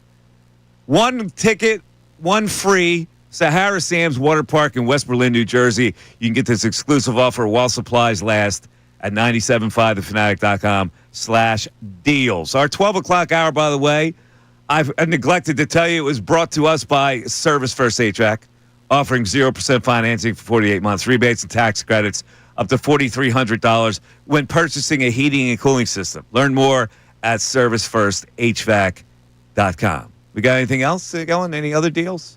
I think that's it. Is that all the deals we have? That's all the deals. All right. It's not General Knowledge Wednesday, right? It is not. Thank God it's Friday. It is Friday. TGIF. So what's your weekend like? What am I doing? I'm here both days. Oh, you are? You're working? Yeah, I got to host tomorrow 12 to 3. Got to host Sunday 12 to 3. Oh, well, you're hosting. Busy. You get to hear the full Brendan Gunn. Yes. Nothing better than hosting the mid of July with nothing but the Phillies going on. And barely them. You can always talk about the salary cap, which I actually wanted to talk about today. Baseball's trying to get a salary cap in. Major League Labor deal ends in 2026, and Rob Manfred wants to push for a salary cap in the new deal. Let me explain something to you about salary caps. To get one in baseball, you would have to shut down the whole season and maybe into next season to get it done. That's the only way you would ever get the players' union to agree to a salary cap. I mean, why would they? Now, can the bottom of the lineup guys, the not high-paid ones, can they afford to sit out a year and a half? No. And then would they outvote the other guys? No, I don't think so. You would never turn on your star players like that. You don't think so? No, I don't think so. Let me just explain this. Salary structure in today's professional sports is totally out of control. When I see guys in the NBA making $60, $70 million a year, it is mind-boggling how they have completely lost control of that system. And I don't know what they're going to do to fix it, but the consumer is getting pounded over the head with everything that's happening with these sports with the salaries going up. It is unbelievable. So I'm a big salary cap guy. I'm a reduce the cap guy because I want to help people go to games. You can't go to a game anymore. Now, what do you think about like the anti-salary cap where there's a floor? Like, does that help the game? You should have a floor because you got to make it competitive. But, like the teams that don't reach a floor, that's where the compromise could be in Major League Baseball. They put a floor in there. And you have to spend a certain amount. Yeah, I mean, because you look at organizations, the Pirates, they never do. The Rockies, like they're not paying And they get anything. the revenue sharing and they put it right in their pocket. And it's terrible baseball. It's awful. It is, but I feel for the people, man. You know, when the NBA ticket is incredibly expensive anymore because of these salaries. You don't know who's playing on a night-to-night basis either anymore. Oklahoma City Thunder just get like 5 max contracts they just gave out. Now, who's that going to be passed on to? The people. The people it's going to get passed on to. And $20 you're soda say, well, cups. the regional television networks now, the ad revenue will go through the roof, and that's going to be passed on to the consumer. Everything rolls down to the consumer. Yeah, like we got to pay $25 for a bucket of chicken fingers and fries that you barely can eat. Exactly. It's I don't know what to say. It's never going to come down, unfortunately. I mean, they're projecting Wemby is going to get like $1 billion by the time he's done playing. Yeah, I mean, this collective bargaining agreement has to be altered in some kind of a way, but I guess because they can post the kind of revenues through TV contracts and such that they can't make a case. You know, that the players' union is like, oh, you're making all this money. You can't reduce us here. You can't reduce it feels the like once you cross number. that line, like there's no going back. No, there's no going back. I guess that's why baseball doesn't want to go there. Yeah, well, unfortunately. I feel sorry for the people, man. I'm a people's. Yeah, like what? Devin Booker got $72 million guaranteed per now year. Think about that. Now, does this make those guys incentivized to play more games or less games? They've now become like the golden goose. Like, of course they want to load manage. It's their whole career. They're making that kind of money. Now they're precious cargo. They can't be stressed to play 75 regular season games. No, I'd be sitting on my ass on my couch playing Fortnite all day long, eating pizza and chicken fingers. Like, who's stopping me now? Well, then you'd really, your stamina would be bad. But if you did that. Worst comes to worst, you could be a kicker. Yeah. Don't get me started. What's the text board saying? We got 4 more texts on Acres. We got a golf cart girl text. Yeah, we also got some Phillies text as well. We got somebody checking in saying for the Phillies, everyone's so focused on replacing the 7 through 9 hole hitters and making them upgraded, but no one is asking for more out of the 1 through 6 hitters and asking them to perform higher. I think it all comes down to them regardless of what they do at the trade deadline because they're the quote-unquote superstars. You're not wrong, but you want to make your team as complete as possible. And when you have to play against a left-hander, those guys, stack them at the bottom of the lineup with Rojas and Kemp and Sosa and whoever else. It's not good. I can't have Otto Kemp platooning in a playoff situation. It's nothing against the kid. I just don't think he's seasoned enough to do it as an outfielder. I don't think so either. We also got somebody checking in on that development at the stadium complex. It says, Mike, you're the best, but you're severely underestimating the amount of people who go down there just to hang out and not just go to the games. I've done that a couple of times going to Xfinity, had part of my bachelor party there, as a matter of fact. They had places to eat, to drink. It's only going to expand the people down there on a night-to-night basis. We'll see. I don't know. I don't know how many people go down there just to tailgate and not go to a game. Is that a high number? No. Maybe for Eagles games, but nothing else. Yeah, really. I know there are tailgates. You go down there. For Eagles tailgate, you don't go into the game. I don't think any other sport brings that. No, because you can't hang out in the parking lot for the Sixers or Flyers or Phillies once the game starts. Why would you? Why would you hang out in the parking lot? I don't get it. For a Phillies game, why would you hang out in the parking lot? No, there's not like the RV lot that they have for the birds and all that. It's a bunch of nothingness once people go into the game there. Somebody's arguing the counterfact to that, Jay. He says, well, they actually build all that stuff they're promising right now. Ask the Chester residents if they enjoy the retail and dining destinations that was promised to them on the waterfront when they built Subaru Park for the Union. They didn't do the shops and stuff? I don't think so. Well, they're going to do this. They have no reason not to do it. They have to now with that new arena they're going to build. The plan is to get people to go down there more. They're going to have to build the shops and the retail stuff. I'm just wondering who goes there when there's no game. Yeah, it's a hard sell. Like, there's a couple restaurants that opened up at the Navy Yard. Okay, now why would you go to the Navy Yard to go to those restaurants? It's a remote place to go when you can go downtown and go to a restaurant. Yeah. So why would you go to the South Philly Stadium complex to dine when there's nothing, no attraction of a game? You can't bounce around the same spot. Like, if people want to go out and enjoy a night on the city, they can bounce around spot to spot. You go down to the stadium district, you're stuck there. Also got somebody checking in saying, you got to stay till the end of the game. You never know what could happen. Even a position player may pitch. Now, I think he's being a wise ass. He is being a wise ass. Listen, you have my permission to leave a game if it's 13-2. All right? That I'm not talking about that. I'm talking about the mindset that says you have to get out of there to beat the traffic. And you shouldn't have to do that. I'm not blaming you as much as I'm blaming the traffic. I would like the traffic to be alleviated so you wouldn't have to think about leaving the game early. That's what I'm saying. Let's have a better system to get people in and out. Somebody who's a city planner has to come up with something. Like, why has this been neglected the whole time?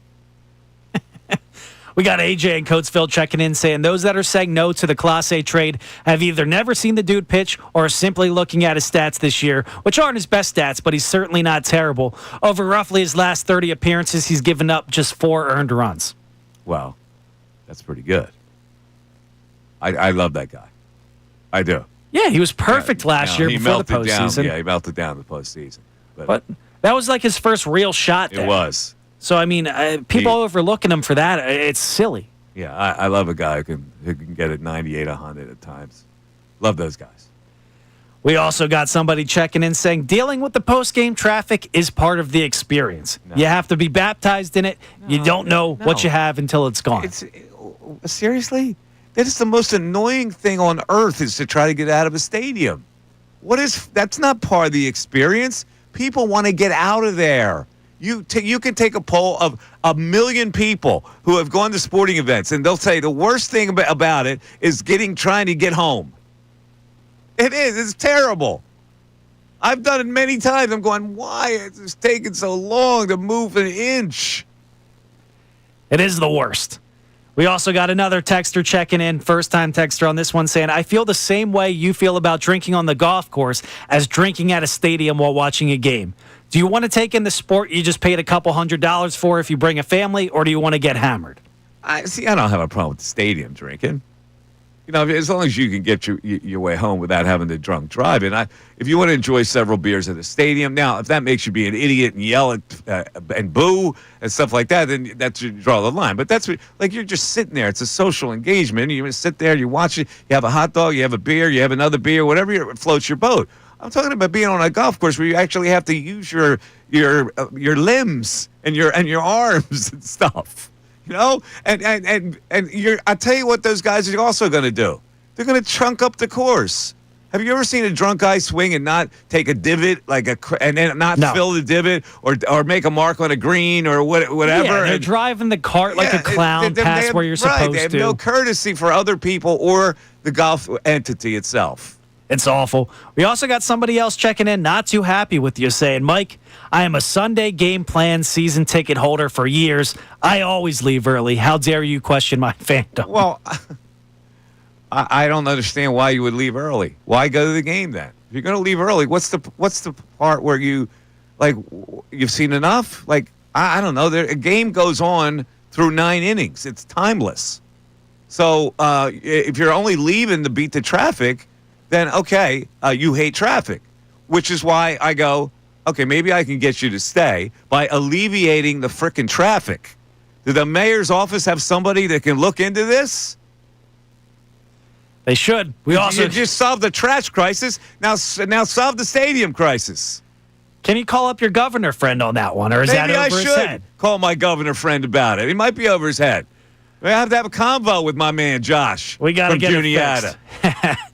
We also got somebody checking in saying, I just read an interesting article about drinking on the course and the difference between Europe and the United States in Golf Digest. Overseas, they respect the course. They drink in the clubhouse only. It never spills over to the course. Here, it's out of control. Oh, there you go. You got to respect the Europeans. Yeah, I feel sorry for the people who own those municipal golf courses because you're like, oh my God, here comes this crew. How messed up is the course going to be after these guys? And you can tell right away. Yeah, and these guys are trying to provide a service. The people that run a municipal golf course are providing a service for people who can't afford to go to a club or whatever, and they want to make it a nice experience for people. Like Ron Jaworski owns a lot of public courses. Ron probably doesn't want guys out there getting hammered and messing up his course. Definitely doesn't want this guy out there. He says, I give it 6 holes. If I'm not where I want to be, the bar's open. It's time to drink. All right. If it helps your game, who am I to say don't drink? But does it help your game, or now you're going to turn the rest of the afternoon into a silly fest? What are you going to do? Sounds like silly fest. I mean, 6 holes, you still have a whole back 9. At least give it to you the turn. I don't know.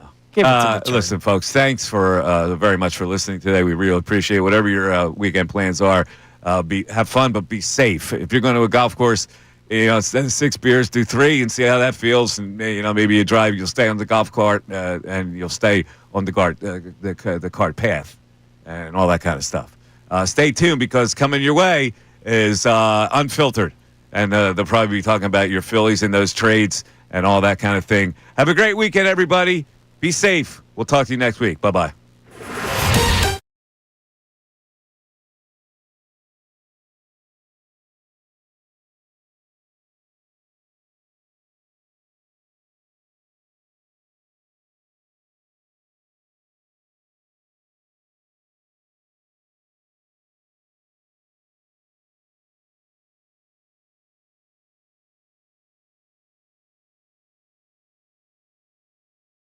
$30 on auto repair with AAA Triple Play, only at AAA Tire and Auto Service.